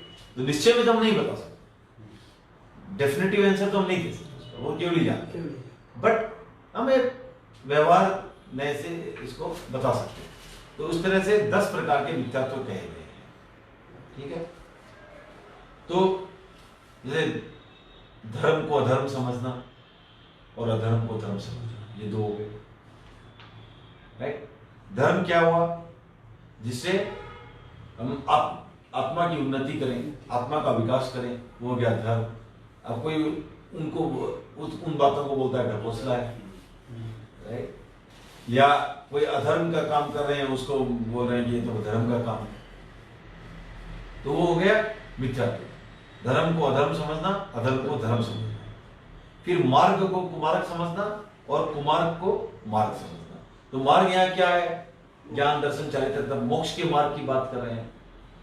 अब उसमें कई बार आप देखते हो कि कोई है जो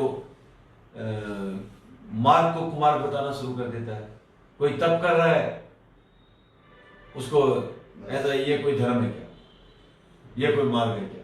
तो ये माने आप ठीक है, किसी को अगर शारीरिक कष्ट भी है, आपको उनको ये बताना भी है कि ऐसा मत करो, तो आप लोग लौकिक धर्म का पालन कर रहे हो उसको उस हिसाब से, पर ये समझ के करो कम से कम कि मैं उनके स्वास्थ्य के कारण बोल रहा हूँ, बट एक्चुअली उनका मार्ग धर्म का था, एक्चुअली उनका मार्ग तो मोक्ष का था। लेकिन ठीक है, मैं लौकिक धर्म का पालन करते हुए कुछ कर रहा हूँ, अलग बात, लेकिन कम से कम सही समझ तो सही रखें। संथारा के लिए जैसे डिबेट होता है, हाँ, कि संथारा इज नॉट करेक्ट, तो दैट इज लाइक वो आर्ग्यू करते हैं। हाँ, राइट। हाँ, किसी भी जहां पर मोक्ष का मार्ग है उसको गलत बताना, ठीक है ना। आप किसी और लौकिक कारण से आप उसको करने नहीं दे रहे हो, करने दे रहे हो, अलग बात होगी, लेकिन आप कम से कम उसको ये मत समझो कि ये मार्ग सही नहीं है। जहां तक मिथ्यात्व का प्रश्न है, ये आचरण की बात नहीं, ये सिर्फ श्रद्धा की बात, मिथ्या धारणा नहीं होना, धारणा गलत नहीं हो। आपको कुछ करना पड़ रहा है, आप कर रहे हो, अलग बात है, लेकिन एक आप उसको गलत आप उसको सही ठहराते हुए कर रहे हो। आपको कभी कोई गलत काम करना पड़ रहा है, आप उसमें अंतर भी समझ सकते हो। आपको कोई गलत काम करना पड़ रहा है, तो एक अगर आप उसमें उसको सही मानते हो और एक आप उसको मजबूरी में गलत मानते हुए कर रहे हो, दोनों दशा में आपके आंतरिक दशा में तो फर्क होगा ना। एक आप में झिझक रहेगी, थोड़ा आपका उसके प्रति ग्लानि रहेगी, तो आप कोई गलत भी कार्य करेगा, आप ऐसा मन से गलत काम नहीं कर। एक है उसमें आप पूर्ण रूप से आप जुड़े हुए हो, आपका शायद अहम भी उसमें बढ़ जाएगा, आप जो कर रहे हो ये सही है मेरा। तो ये कम से कम हम उसको उस दृष्टि से देखें। जीव को अजीव समझना, अजीव को जीव समझना, राइट, ये भी मिथ्यात्व है। तो अगर मैं लौकिक धर्म को, जैसे लौकिक धर्म जो भी हुआ, मंदिर जाना जो भी हुआ, उसको अगर मैं ये मानता हूँ कि इससे मेरी आत्मा की मतलब मेरी आत्मा विकास हो हो मेरी आत्मा का, तो वो मिथ्यात्व। मेरी जॉब का विकास हो रहा है तो ठीक है, कोई देवता सहायता कर रहा है जॉब विकास करने में, ठीक है, आप उसको वही मान के करो। लौकिक धर्म, उससे आपका कल्याण नहीं होने वाला, अलौकिक कल्याण नहीं होने वाला, लोकोत्तर कल्याण नहीं होने वाला, आत्मिक कल्याण नहीं होने वाला, ये मान के चलो। अगर आप उसको आत्मिक कल्याण से भी कंफ्यूज कर रहे हो तो मिथ्यात्व होगा। आचरण जो भी, मैं ये नहीं कह रहा कि वो आचरण सही है, जो भी है, लेकिन एटलीस्ट आप जैसा है वैसा समझ तो रहे हो, आप जैसा है उसको वैसा मान रहे हो, तो वो कम से कम फर्स्ट स्टेज तो वो है कि जो जैसा है वैसा देखो। ये गुरुदेव का कहा है, जो जैसा हो वैसा देखो, सम्यक दर्शन की सेनानी। बस सम्यक दर्शन की सेनानी में निशानी, सम्यक दर्शन की निशानी वही है, जो जैसा है वैसा देखो। अब यहाँ पे वही बात हो रही है ना, व्यवहार में क्या बात हो रही है, धर्म को धर्म समझो, अधर्म मत समझो।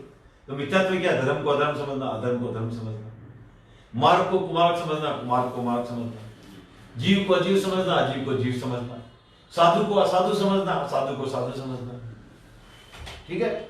और मुक्त को अमुक्त समझना, अमुक्त को मुक्त समझना। जो मोक्ष जा चुके हैं उनको बताना है कि नहीं, ये मोक्ष नहीं हुआ।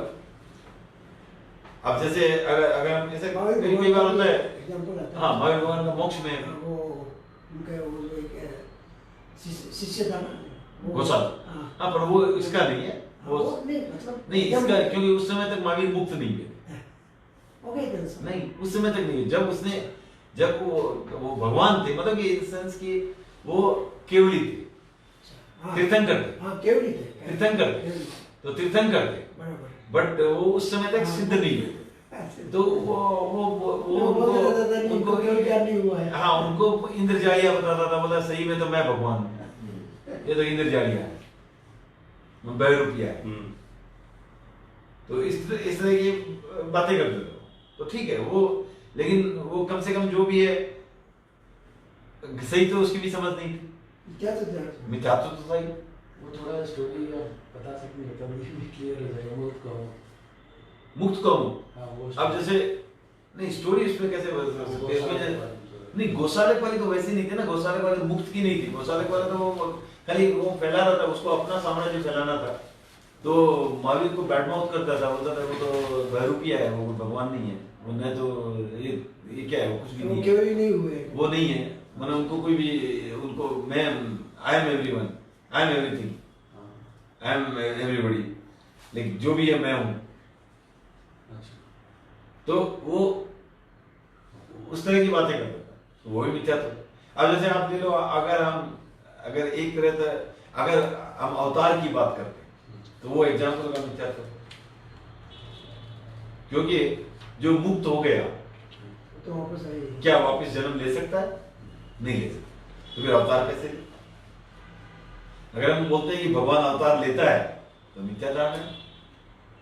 बट इस कॉन्टेक्स्ट में बोलते हैं कि वो अपना औदारिक एक शरीर अलग कर सकता है, नॉट मुक्त, वो भी मुक्त नहीं, वो भी 14 पूर्वधारी जो ज्ञानी वाले थे, सिर्फ वो ही मुनि, राइट, जिनको आरक लब्धि थी, वो भी भगवान नहीं कर सकते, सिद्ध हो चुके, वो कुछ नहीं कर सकते, राइट। तो अगर हम मानते हैं कि वो भगवान है और उन्होंने अवतार लिया, भगवान नहीं है तो कोई दिक्कत नहीं, पुनर्जन्म सबका होता रहता है। वो अवतार क्या तो पुनर्जन्म में सबका होगा, आपका हमारा भी होगा, देवी देवताओं का भी होगा, मिट्टी का भी होगा, फूल पत्तों का भी होगा, सबका होगा, चलता रहेगा।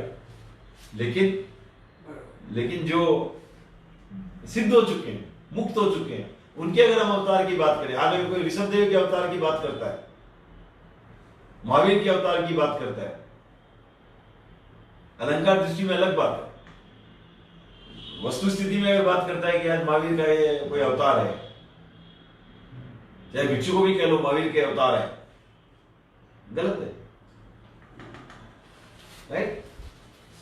एक अलंकरण के रूप में अलग बात है, लेकिन अगर उसको ये रूप में मान ले कि एक्चुअली महावीर का जी वापिस आकर के यहाँ अवतार लिया है इस रूप में, हम ढाल में बोल देते हैं, ढाल गाते हैं, वो ठीक है, वो एक अलंकरण की दृष्टि से अलग बात है, और उनके समकक्ष है, उनके जैसे उनकी भावना है, उनकी जैसी, वो अलग बात हो, लेकिन वो नहीं है, वो मानते नहीं ना, ऐसे है करके नहीं अरे वो महावीर ही है ये नहीं मान सकते, उन्हीं का जीव आ गया या नहीं मान सकते। वो अगर माना मिथ्यात्व है, वो आ गया मुक्त को अमुक्त समझना, क्योंकि उस समय तो भिक्षु को भी मान ले, भिक्षु जो भी है कितने भी बड़े मुक्त तो नहीं है, तो उनको मुक्त को अमुक्त मानना, अमुक्त को मुक्त मानना, ये सबसे रेलेवेंट, राइट, ठीक है ना। तो ये हो गया अपने मिथ्यात्व। ओके, अभी नेक्स्ट बॉल को थोड़ा लेंगे, उसके बाद आज रोके, ठीक है, क्योंकि थोड़े बड़ा हो जाता है, और ये आपको 11वां गुणस्थान जो था वो भी मेन समझने में काफी उसमें करना पड़ेगा। Although we may not take 2 hours, it's not a question of time wise we can manage, but probably better to split this because ये 2 बड़े बोल आ जाते हैं। बहुत बड़ा है। 14 बोल तो बहुत बड़ा है और ठीक है ओके। तो ये करें इसके पहले गति जाती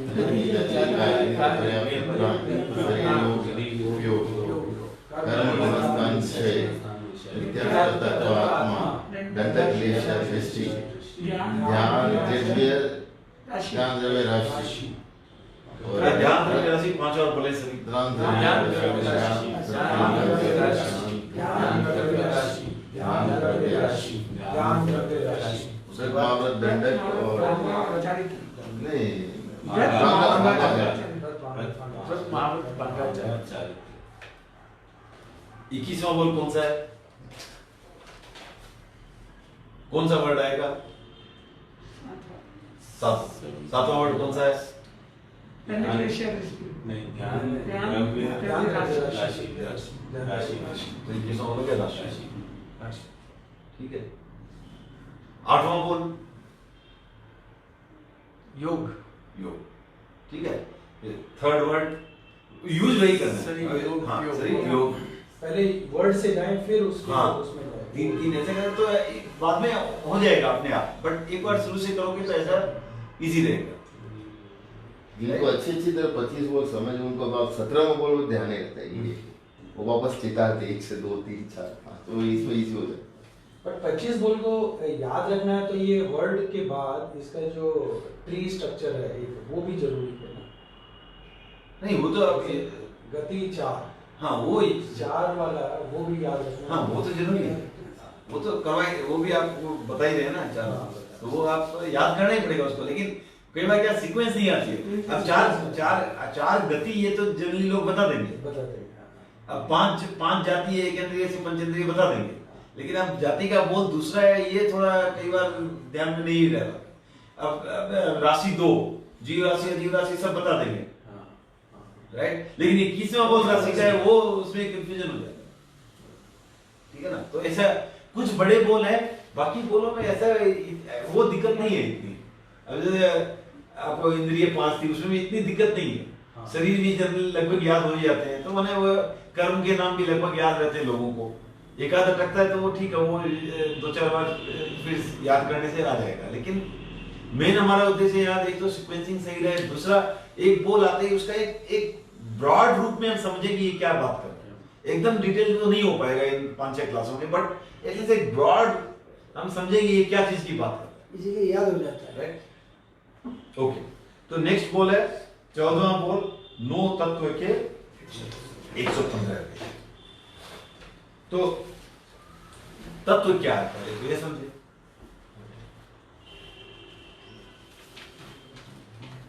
राइट, तो तत्व क्या है? जिसका वास्तविक अस्तित्व है वो तत्व, जिसका अस्तित्व है वो तत्व, ठीक है। ऐसे ही पूछा गया था, गौतम ने पूछा था महावीर से, किंग तत्व क्या है? क्या उपनेय हुआ, जो उपजता है, जो उत्पन्न होता है वो तत्व है। जो डिस्ट्रॉय होता है वो तो एक मिनट, तो फिर गौतम ने सोचा कि अगर सब कुछ सिर्फ उत्पन्न ही उत्पन्न होता रहे तो प्रॉब्लम हो जाएगी। तो फिर उन्होंने पूछा किंग तत्तम, विग्मेय हुआ, तो कि भाई जो नष्ट होता है वो तत्व है। अब फिर बोला कि अगर खाली उत्पन्न और नष्ट होना है तो क्या है? तो इस तरह से तत्व का जो है उसमें एक और शब्द था, मैं ध्यान नहीं आ रहा मेरे को, उपनेय हुआ विग्मेय हुआ, एक क्या था जो उसका जो उपयोग में आता है, जो परिवर्तित होता रहता है उसका, ठीक है। तो ये नहीं, जो उत्पन्न होता है, जो नहीं, ध्रुवी क्या है, जो ध्रुव है, मान जो स्थिर है, जो एकदम है, जो उसका माने वो शाश्वत है बोल सकते हैं, वो है, ध्रुवीय युवा, तो एकदम उसमें वो ध्रुव्य है जिसमें मतलब जो एकदम टिका हुआ। तो अब ये हो गए तीन तत्व के तीन प्रकार से। तो मूल रूप से तो सब्सटेंस जो है उसमें वो टिका हुआ है, राइट। फॉर्म जो है वो पैदा होते हैं, डिस्ट्रॉय होते हैं, पैदा होते हैं, डिस्ट्रॉय होते हैं।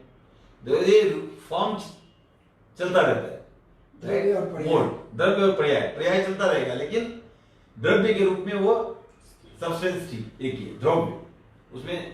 तो जिसमें द्रव्य है तो और ऐसे भी मान सकते उत्पन्न और विनाश होने के बीच में वो वैसे ही रहता है। तो उत्पन्न हो रहा है, टिका हुआ है, द्रव्य है उसमें, और जिसका विनाश भी होता है, राइट। तो ये हो गया तत्व, ओके। जो मूल जो सब्सटेंस है वो कभी जाएगा नहीं। तो अब इसके कितने भेद हैं? इसके अपने 9 भेद किए गए पहले, ओके। अब उन तत्वों के फिर 9 तत्वों के 115 भेद है जो फर्दर सरप्लस है। तो पहले 9 कैसे याद रखें? तो उसके लिए गुरुदेव तुलसी का एक सिंपल सा दोहा है, वो याद रखें, 9 याद हो जाएंगे। जानू जीव अजीव में, बोलिए, जानू जीव अजीव में, पुण्य पाप की बात, पुण्य पाप की बात, आश्रव संवर निर्जरा, आश्रव संवर निर्जरा, बंध मोक्ष विख्यात, बंध मोक्ष विख्यात। तो ये 9 तत्व, जीव अजीव, आश्रव संवर निर्जरा, पुण्य पाप, बंध, ठीक है। तो जानू जीव अजीव में पुण्य पाप की बात। तो पहली लाइन में 4 आ गए, जीव अजीव पुण्य पाप। फिर आश्रव संवर निर्जरा, बंध मोक्ष विख्यात। तो आश्रव संवर निर्जरा और बंध और मोक्ष। अब पहले समझे कि जीव क्या है। तो जीव जो है चेतना में असंख्य प्रदेशी पिंड है, असंख्य प्रदेशों का पिंड है, समूह, ठीक है। पर चेतना और अविभाज्य, मतलब उसको आप अलग नहीं कर सकते। ऐसा नहीं कि ये आपने इतने प्रदेश थे तो उसमें से कुछ अलग कर दिए, कुछ अलग नहीं। तो इसलिए एक जीव जो है उसके जितने भी प्रदेश है वो कभी भी उतने ही रहेंगे, वो जीव उसी रूप में रहेगा, उसमें कोई परिवर्तन नहीं। प्रदेश का क्या? प्रदेश कोई भी जो वस्तु होती है, इंग्लिश में बता रहा हूं, उसका जो स्मॉलेस्ट यूनिट बोल सकते हो आप, उसका वो हो गया प्रदेश। एटम नहीं, एटम हो गया परमाणु। एटम है वो फर्क है अविभाज्य और विभाज्य का। परमाणु में उसको अलग किया जा सकता है, वहां अलग नहीं किया जा सकता, लेकिन आप कल्पना करके बता सकते कि ये इसका स्मॉलेस्ट यूनिट है, बट अलग नहीं किया जा सकता, इसलिए अविभाज्य, you can't separate it of, inseparable, ठीक है ना। तो ये हो गया जीव। अजीव जो है वो अचेतन, जिसमें चेतना नहीं। तो जीव क्या, बट जो चेतना में अविभाज्य असंख्य प्रदेशी पिंड, बट चेतना में, राइट। अब जीव जैसे हम हैं, भैंस है, गाय है, सब जीव है, राइट। प्लांट लाइफ है, जीव है, वायु काय की जीव है, वगैरह वगैरह जीव है, अग्नि काय की जीव है, आपके देवी देवता वो भी जीव है, नरक के है वो भी जीव है, सब जीव में। अजीव है जैसे ये पुस्तक है, राइट। पत्थर खान से निकला हुआ पत्थर जीव भी होता है, पृथ्वी का जीव भी होता है। जो लेकिन जो मैंने आप उसको मार्बल है उसको ऊपर से पॉलिश कर दी है, मान ले, तो ऊपर का सरफेस होगा जीव। अच्छा, ऊपर का अजीब हो गया, अंदर फिर भी जीव, अच्छा। तो अगर आप देखोगे कहीं से वो टूट जाता है तो वहां पर महाराज वगैरह उसके ऊपर फिर नहीं चलेंगे। इसका मतलब जीव का हो सकता है। फिर दूसरी चीजों के संपर्क में आएगा, फिर उसके वो अजीब हो जाएगा टॉप सरफेस, बट एक बार तुरंत टूटा तो वो, अब जैसे अभी जमीन पर भी चल रहे हैं यहाँ पे, अब जमीन खोद दिया तो वहां से महाराज नहीं जाएगी, ठीक है ना। तो ये अजीव, जीव अजीव। पुण्य हो गया तो जो सुख देने वाला शुभ कर्म का उदय, सुख देने वाले शुभ कर्म का उदय हो गया पुण्य। पाप हो गया दुख देने वाले अशुभ कर्म का उदय, राइट। तो जो कर्म, ये पाप पुण्य क्या है, एक से समझे तो सही समझना, तो सुख देने वाले उदयमान शुभ कर्म पुद्गल, जो शुभ कर्म पुद्गल उदय में आए हैं वो पुण्य है। जो पुण्य क्या है, शुभ कर्म पुद्गल है, कौन से, जो उदय में आए। पाप क्या है, जो अशुभ कर्म पुद्गल है, जो उदय में आए हैं, उद्गल का समूह बोल सकते हैं, अशुभ कर्म पुद्गल समूह जो उदय में आया है और जो दुख दे रहा है वो पाप है, ठीक है। तो जो सुख मिला वो पुण्य नहीं है। सुख कारक जो शुभ कर्म पुद्गल का समूह उदय में आया है वो पुण्य है। यानी जिसको आप फील कर रहे हैं और पुण्य है, यानी सुख की आप फीलिंग कर रहे हैं, भावना, तो वो उदय हो गया।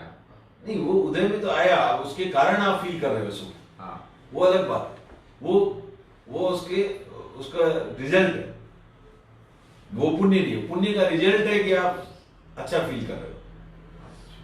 लेकिन पुण्य क्या है, जो उसका कारण था, शुभ कर्म पुद्गल समूह का उदय, वो हो गया पुण्य। अशुभ कर्म पुद्गल समूह का उदय वो हो गया पाप। ओके, क्यों मैं उदय पर इतना जो उदय भी नहीं, उनका उदय नहीं, जो उदय में आए हुए शुभ कर्म पुद्गल है, पुद्गल समूह वो पुण्य है, ठीक है। ओके, और फिर है आश्रव। तो कर्म ग्रहण करने की जो आत्मा की अवस्था होती है वो हो गया आश्रव, कर्म आने का रास्ता। कर्म ग्रहण करने की आत्मा की अवस्था वो हो गया आश्रव। 20 वेद है। हाँ, हमने 5 मुख्य वेद लिए थे, 15 सब और आते हैं, वो बाद में लेंगे, वो इसमें करेंगे। बट आपको मोटे तौर पर 5 आश्रम समझना बस, बाकी आएगा उसमें। वो योग आश्रम के ही सब क्लासिफिकेशन। शुभ कर्म और अशुभ कर्म दोनों आ सकते हैं आश्रम में। शुभ कर्म, हाँ, दोनों ही, कोई भी कर्म को, कोई भी कर्म, हाँ, कर्म ग्रहण करने की आत्मा की अवस्था वो हो गया आश्रम, और कर्म रोकने वाली जो आत्मा की अवस्था है वो हो गया संवर। ओके, निर्जरा हो गया कर्म तोड़ने वाली आत्मा की अवस्था, ठीक है। या आंशिक रूप से कर्म झड़ने से जो आपकी आत्मा की आंशिक उज्ज्वलता हो रही है वो हो गया निर्जरा, राइट। और बंध है आत्मा के साथ, जो कर्म पुद्गल एकीभूत हो जाता है, उसको बंधन बन जाता है, कर्म समूह पुद्गल, वो हो गया बंध। जो कर्म समूह पुद्गल आके ऐसा हुआ एकीभूत, वो कर्म समूह पुद्गल हो गया बंध, ठीक है। जुड़ना बंद नहीं हुआ, जो जुड़ा है वो बंद था, ठीक है। जो जुड़ा, जो कर्म जुड़े वो बंद है। ओके, फिर मोक्ष।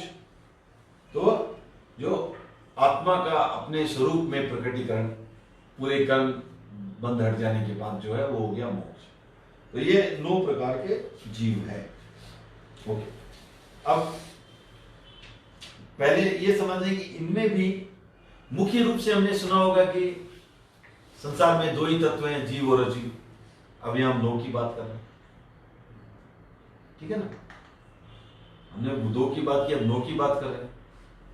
तो क्या होगा, कैसे होगा? तो ऐसा इसलिए है कि ये थोड़ी विस्तार की अपेक्षा से है। बाकी ये जो 9 को है, इन 2 में हम फिर भी क्लासिफाई कर सकते हैं। इन 9 में से कुछ जीव है, कुछ अजीव है। तो जहां आत्मा की अवस्था वगैरह आ जाती है वो हो गया जीव, और जहां वो नहीं है, सारा पुद्गल का खेल है, वो हो गया अजीव। तो अब देखते हैं, जीव तो जीव है ही, अजीव तो अजीव है ही। अब आते हैं पुण्य। पुण्य क्या था? उदयमान कर्म समूह पुद्गल। उदयमान कर्म पुद्गल समूह। उदय में चाहे शुभ है या अशुभ छोड़ो कोई बात नहीं, लेकिन ये उदय में आने वाला कर्म पुद्गल समूह था, राइट। तो कर्म पुद्गल समूह है मतलब जीव, तो पुण्य जीव, सिमिलर रीजन पाप भी है जीव।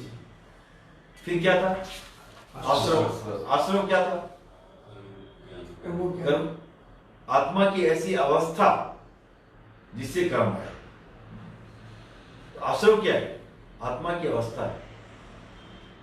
आने वाले कर्म आश्रव नहीं है, आश्रव है आत्मा की ऐसी अवस्था जिससे कर्म आए। जैसे अशोक जी का ऐसा व्यवहार जिससे कि गेस्ट आए। आत्मा की अवस्था हो रहा है ना, आप कभी कहीं डिस्कस की कर्म को खींचता है, मतलब नहीं, वो अलग बात, वो आएंगे उसमें। वो आप गेस्ट बुलाते हो तो आपको घर भी चाहिए, बिना घर के गेस्ट नहीं आएगा, ठीक है? गेस्ट आ गए, ठीक है, आपको पॉइंट करेक्ट ना? तो एक बार हमको वापस आ मिलते हैं, तो इनका एक प्रश्न था, एक मिनट वेट कर लेते हैं। हाँ। तो समझ गए ना? तो 3 चीजें हो गई। एक तो आपका मधुर व्यवहार, कितना ही मधुर व्यवहार हो आपके पास, कोई आपको बैठाने की जगह नहीं है, पूर्ण अतिथि आएगा, राइट। और तीसरा हो गया अतिथि। तो अतिथि तो आने वाला है, तो कर्म आने वाला था, वो आश्रम नहीं था, वो तो आया, वो आश्रम नहीं है। ओके, अब आपका व्यवहार था वो आश्रम है, उसके कारण अतिथि आए। आने के बाद ये बैठने की जो जगह है ना, ये हो गया हमारे पुराने कर्म, जो कार्बन शरीर है वो है, तभी वहां जाके नए कर्म टिक सकते हैं,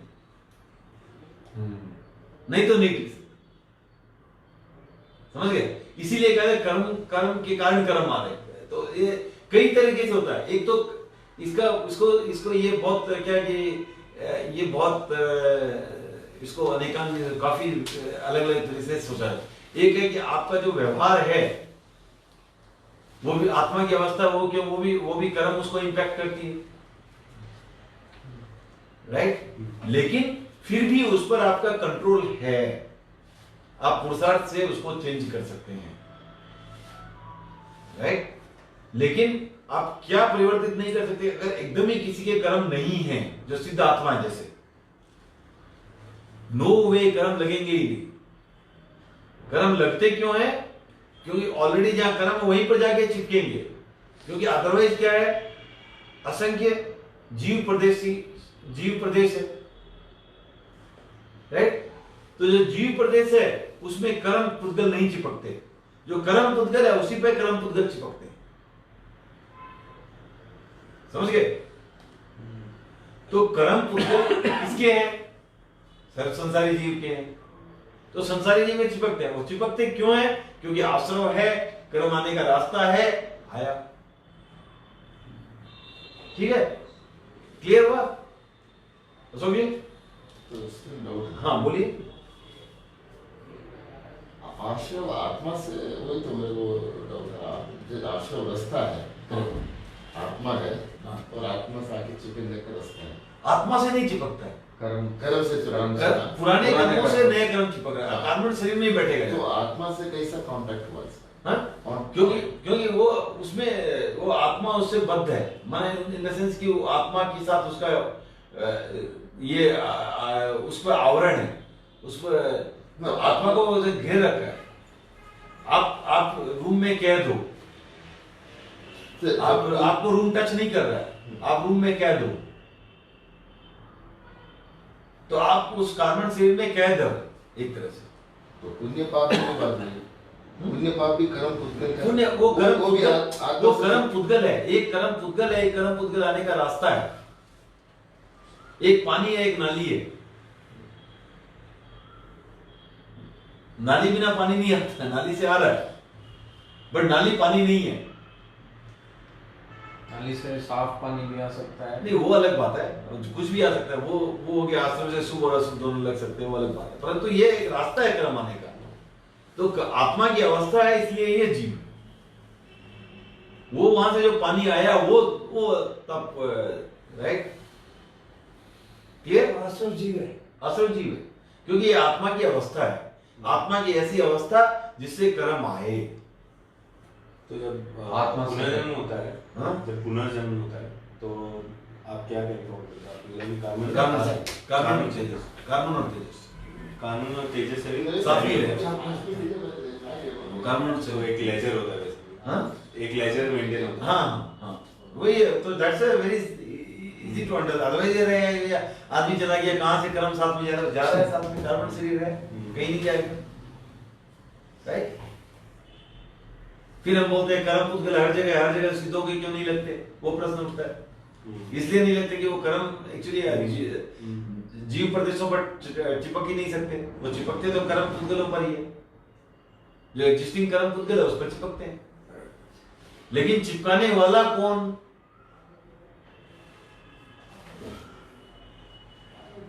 वो जीव है। तो जीव जब ये जो ओरिजिन है, जब ये सोर्स है, तो कर्म के साथ ही जुड़ा हुआ क्या पहले से? वो पहला कुछ है ही नहीं ना उसका, whatever it is। तो ऐसे दैट्स अ होल थिंग ना, बिकॉज़ आपके दिमाग में है कि ओरिजिन है, हाँ, वही तो। ओरिजिन है ही नहीं ना कुछ।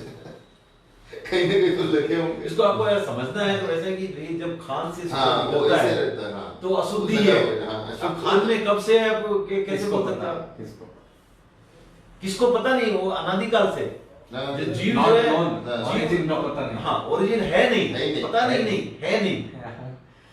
ओरिजिन किसका होता है, जहाँ कुछ कहीं से पैदा होता है वहां, यहाँ है ही नहीं, वो कभी पैदा नहीं हुआ, कभी खत्म नहीं होगा। वो कैसे ऐसा हो सकता है? क्यों नहीं हो सकता सर? कहीं से आया, स्टार्टिंग में कहीं से तो हमारी आत्मा है। स्टार्टिंग कोई जरूरी है, क्योंकि आप you are used to seeing this, right. नहीं कोई भी तो चीज इसको कहीं कोई से अच्छी स्टार्टिंग example- आकाश कहाँ से कहाँ तक है? इन्फिनिटी जैसा हो गया, कहीं से भी स्टार्टिंग उसका आदि कोई है। ना स्टार्टिंग है ना कोई अंत है, आदि और अनादि अंत। अनंत। आदि और हम निर्वाण को अंत नहीं मानते, निर्वाण को स्टेट मानते हैं। हाँ, निर्वाण वो सांसारिक जीव का अंत। अंत हो सकता है, शांत है, संसारी जीव का अंत है, लेकिन जीव का अंत नहीं है। वो सिद्ध जीव भी वो इंडिपेंडेंटली, हमारे यही मानते हैं, इंडिपेंडेंटली वो है, अवस्थित है। सब जीव जो है इंडिपेंडेंट है, जितने भी मोक्ष गए ऐसा नहीं जाके मर्ज हो गए किसी में, no, they still have their individual identity. तो सर आत्मा अनंत काल तक जीव हो गया, आत्मा हमेशा जीव है, अनंत काल, अनादि है, कोई ना स्टार्टिंग है ना कोई न स्टार्टिंग है ना एंडिंग, न स्टार्ट है ना ना काउंटिंग है, हाँ ना काउंटिंग है, काउंटिंग बोले कितने आत्मा है पता नहीं। हाँ वो अनंत मतलब वही हो गया। अनंत अनंत फिर जीव एक बात हुई ना, मुर्गा या अंडा, करेक्ट? पहले मुर्गा ही अंडा है। नहीं। अब हम लोग आप उसी से आपको हर चीज की ओरिजिन देखने की आदत है। ये बिल्डिंग ये तब बनी, आपको ये आदत हो गई है, इसलिए आप उसको समझ नहीं पा रहे। इसलिए मैंने आपको आकाश का उदाहरण दिया, आप वहां से हट के वापस यहाँ आ रहे हो। आकाश बताओ कहाँ से शुरू हुआ, कहाँ खत्म हो रहा है। अब वो आप जैसे बच्चा रहेगा, वो सोचेगा कि यहाँ वो वहां दिख रहा, वहां से शुरू हुआ होगा, फिर थोड़ा आगे जाता है, नहीं नहीं वो और है, वो कहीं है ही नहीं। तो सर इसका जवाब तो किसी के पास नहीं, चाहे वो तीर्थंकर नहीं हो, जवाब है ना, अनादि है। हो या- मतलब जिसका अब आप पूछ रहे हो अब कि कोई पूछता है, जैसे आपने बोला स्टार्टिंग और एंड, हमारी आदत बन गई। हाँ, स्टार्टिंग है ही नहीं, उसका जवाब वो है। आपको बचाना है वो जवाब तीर्थंकर तक क्यों जाते, मैं ही दे रहा हूँ आपको जवाब। मैंने ज्ञानदेव जी का आपको- तीर्थंकर। नहीं, आप ऐसा नहीं, आपको पच नहीं रहा जवाब। विजुअलाइज करना मुश्किल है, अपने- विजुअलाइज नहीं होता है। That is because of all circumstances we are used to seeing only that. हाँ, So make us अगर visualize. मैथ्स का कोई रहेगा, ये have no problem in understanding infinity. Right, क्योंकि सिंबल है उसका हाँ। actually, इसलिए सिंबल की बात नहीं है, ऐसे without symbol also. I think you know. नहीं, as you said, the symbol, the minus minus हो जाएगा। नहीं, वो symbol तो- Negate and सिंबल तो बाद में बनाया, सिंबल तो हमारा वर्ड है ना अनादि। विजुअलाइजेशन हाँ, मेरे हिसाब से हमारा वर्ड अनादि है, that's like symbol only ना। सिंबल तो मैथ्स में तो असल में एक को भी आप एक का लिखे हो या एक इकावली को एक ही बात है ना। राइट। वो सिंबल से नहीं है बात, वो है कि वहां पर वो you are used to it, you understand. अब आपको बोलते हैं 1 से 2 के बीच में कितने पॉइंट है, बताओ आप। असंख्य। क्या है असंख्य, दिखाओ। 1.1 1.0 दिखाओ और दिखाओ, नहीं उतना ही है, और बताओ। वो तो चलते रहते तो वैसे वही जीव का बात। अब अगर पिछला वो बता दिया, और बताओ इतना ही वहीं शुरू हुआ होगा, और बताओ वहां शुरू हुआ होगा, और बताओ वहां शुरू हुआ होगा, ऐसे ही हालत। But typically in science math में you have hypothesis and null hypothesis. नहीं, that is okay, that is because वो So that's one way of understanding. मतलब अगर आप ये प्रूव कर सकते हो कि अनंत नहीं है, तो आप एक तरीका होगा। आप जो श्रुति ज्ञान से अनंत समझ सकते हो, तो केवल ज्ञान से कितना, क्योंकि सोचो आप। वही हो गया, नॉन बहुत कम है और अननोन इतना है। तो ये यहाँ आपको मानना ही पड़ेगा। हाँ। ठीक है ना? तो ये हो गया, आश्रव हो गया जीव। फिर संवर क्या है? जीव है, क्योंकि कर्म को रोकने वाली आत्मा की अवस्था है, फिर से तो वो भी जीव है। फिर निर्जरा क्या है? तो कर्म तोड़ने वाली आत्मा की अवस्था, फिर से या जो आंशिक उज्ज्वल आत्मा हुई वो, फिर भी जीव है। मोक्ष क्या है? बंध क्या है? जो कर्म पुद्गल समूह जुड़ा वो बंध था, तो अजीब है। और मोक्ष जो है वो आत्मस्वरूप है, प्योरेस्ट फॉर्म, वो जीव है। अब बंध भी कर्म पुद्गल समूह है, पाप पुण्य भी पुद्गल समूह है, कर्म पुद्गल समूह। दोनों में क्या चार जीव हो गया, बाकी में 5 जीव हो गया, है ना? चार हाँ, 4 अधिक 5। तो इन दोनों में क्या फर्क है? पाप और बंध में क्या फर्क?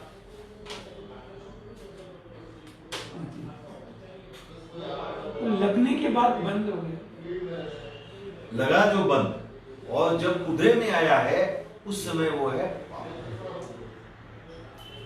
ओके। और ऐसा भी है कि जो आपने अशुभ के रूप में लगाया है, वो हो सकता है उदय आने के समय आपने ट्रांसफॉर्म करके उसको शुभ बना दिया। तो अगर आपने अशुभ कर्म का बंधन किया है, कोई जरूरी नहीं है कि वो पाप के रूप में उदय में आए, में कन्वर्ट भी हो, उसके लिए आपका पुरुषार्थ इंटरचेंजेबल है।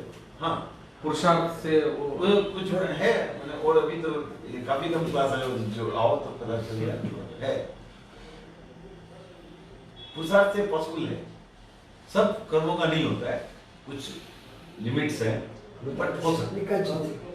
निकासी से कुछ भी नहीं होगा, और प्लस उसके प्रकृतियों में आपस में परिवर्तन हो सकता है, एक से दूसरी प्रकृति में कंप्लीटली नहीं जा सकता। तो जैसे आपके भी कोर्स के रूल होते हैं ना, इलेक्टिव क्या क्या ले सकते हो, किसमें किससे आप किसमें क्या कन्वर्ट कर सकते हो, इसमें ये और कन्वर्जन रूल्स आते हैं, लिमिटेशन। ठीक है? तो ये हो गए ऊपर से अपने 9 तरीके। 9 तत्व हो गए, जो पैदा हो सकता है, जो स्थिर रह सकता है, जो नष्ट हो सकता है। स्थिर तो है ही है। स्थिर तो है। तो मोड, तो उसमें द्रव्य और पर्याय 2 हो गए, मोड हो गए। तो जो तत्व है उसका जो रियलिटी है वो तत्व है, बेसिकली रियलिटी इस तत्व, सब जो अस्तित्व है, जिसका अस्तित्व है वो तत्व है। तो मोक्ष है उसका, मैं ये माया नहीं है, कहने का तो माया वाले जो भी आई डोंट नो व्हाट है, वो नहीं, जो है अस्तित्व है वो तत्व है, जो अस्तित्व में है वो तत्व है। और इसका अस्तित्व ऐसा है कि था, है, रहेगा। इसीलिए सोना है तो सोना सोना ही रहेगा, लेकिन सोने से मान लो कंगन बना दिए या और कोई कड़ा बना दिया, तो वो द्रव्य और पर्याय, द्रव्य मतलब सोना और पर्याय मतलब उसकी डिफरेंट स्थिति फॉर्म्स। मोक्ष भी वो जैसे एक तत्व है, वो नष्ट भी हो सकता है अगर नहीं, मोक्ष क्या होगा? मोक्ष, जो जीव मोक्ष गया वो मोक्ष भी रहेगा। जैसे तत्व के डेफिनेशन से शुरू करें और फिर मोक्ष पे उसको लागू करें। जैसे गौतम स्वामी ने पूछा हकीम तत्व, नहीं वो ठीक है, वो बट आत्मस्वरूप में वही उसका वही रहेगा, फिर उसके बाद कोई परिवर्तन नहीं। मतलब हो सकता है, इसका मतलब थोड़ा कि सब में होगा ही जरूर। It's like you don't mix कि ये होगा ही, सबका कालमान होता, मोक्ष का काल, मोक्ष दर्शित, वो फिर अनंत है, मोक्ष का कभी अंत नहीं। एक बार मोक्ष आत्मा हो गई, इसका कोई अंत नहीं, वापस it's not going to come back, no way. तो तत्व बोला नहीं, तो तत्व जो अस्तित्व तो है आत्मा का, उस आत्मा का अस्तित्व है, उस वो आत्मा की जो भी आप जीव जो था वो चेतना में अविभाज्य असंख्य प्रदेशी जो पिंड था, वो पिंड जस का तस है। वो नष्ट तो नहीं हो सकता है, तत्व का डेफिनेशन में कैसे है? नहीं वैसे उसका जैसे आज राकेश के फॉर्म में ये जीव है, राइट, कभी पैदा हुआ था, तो इसमें क्या है, राकेश पैदा हुआ है, एक दिन जाएगा, और उसका अंदर जो आत्मा है वो ध्रुव है, फॉर्म चेंज होते हैं, आत्मा ध्रुव है। राकेश तो टेम्पररी बॉडी होगा, इतना भी मत बोलो नहीं सर जितना रियलिस्टिक हो रही है मैच कर लेता हूँ। ठीक है, इनके चेहरे पे चिंता दिख रही है। ठीक है, तो आज आप खाली जीव के 14 भेद लेंगे और उसका अनुभव, ये 115 तो थोड़े तो कम कर ली। तो जीव के 14 भेद, जीव के 14 भेद क्या है कि पहले इसको देखने का है कि पहले अपने उसको ट्री स्ट्रक्चर में देखें, तो पहले जीव के 2 भेद समझे, सूक्ष्म और बादल। ठीक है, सूक्ष्म और बादल। सूक्ष्म हो गया जो सटल, और बादल हो गया ग्रॉस। ठीक है, सूक्ष्म और बादल।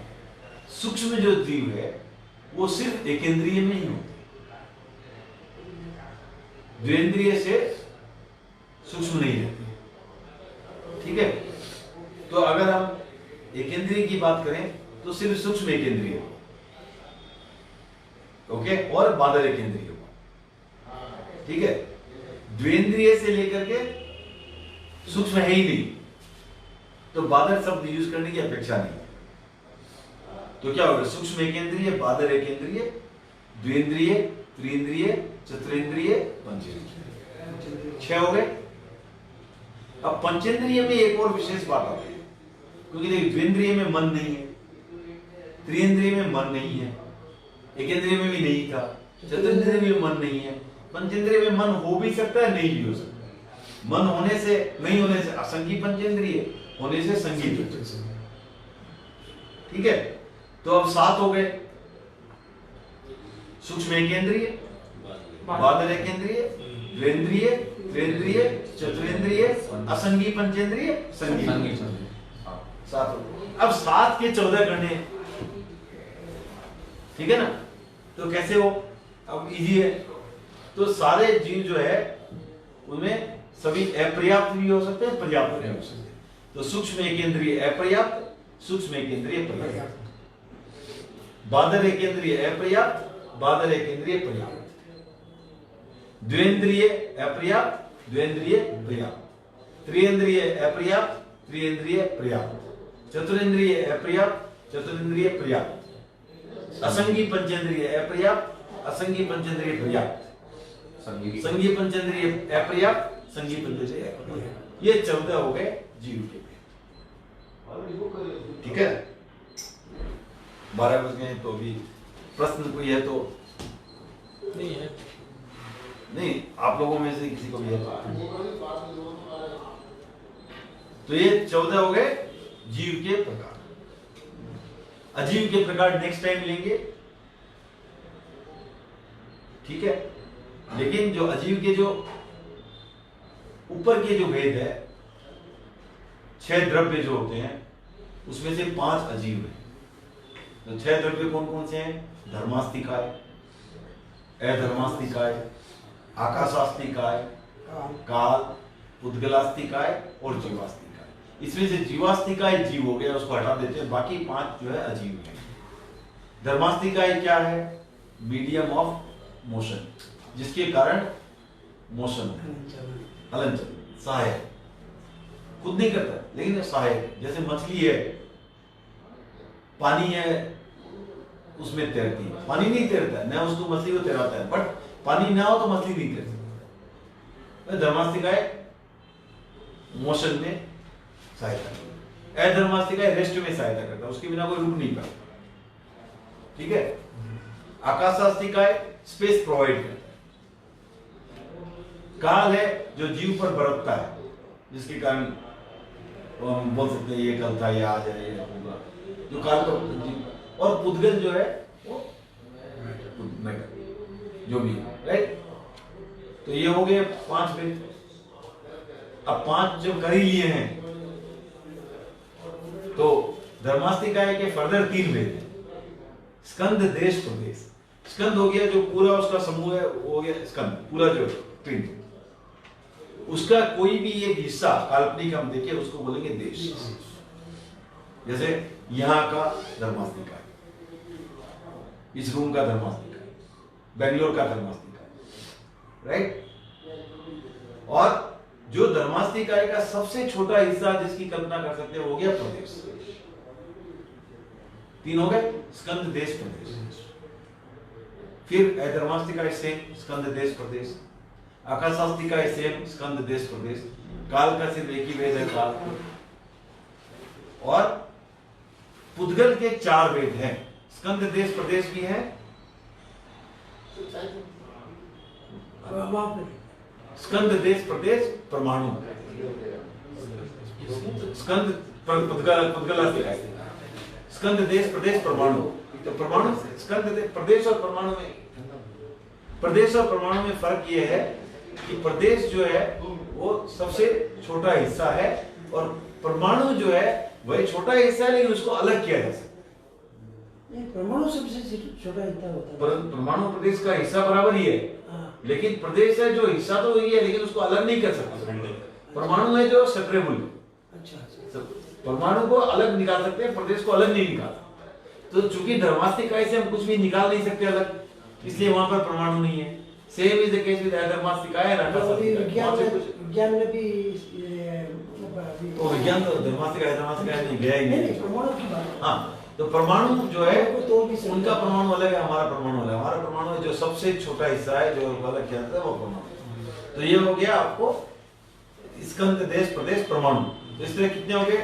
3 × 3 9 + 1 10 काल एंड +4 14। तो 14 जीव आज हमने समाप्त कर लिए। तो आज हमने यहाँ 14वें बोल की चर्चा 2 तत्वों तक रखी है। 11वें बोल में हमने गुणस्थान की चर्चा की, 12वें बोल में हमने मिथ्यात्व की चर्चा की, नहीं 12वें बोल में हमने विषय की बात। देखिए ध्यान रखिए, कर्म, गुणस्थान, विषय चाहिए सीक्वेंस में। तो हमने 5 इंद्रियों के 23 विषय की बात की, और 13वें बोल में हमने मिथ्यात्व की बात की, और 14वें बोल में हमने पहले 9 तत्वों की बात की, फिर उनको जीव और अजीव में बांटा, और फिर उसमें से जीव और अजीव इनके दोनों के 14 28 वेद हमने कवर कर लिए हैं। बाकी रिमेनिंग जो है 115 में से जो बाकी बचे हैं, राइट, 87, वो अगली क्लास के स्टार्ट में। Okay okay sir.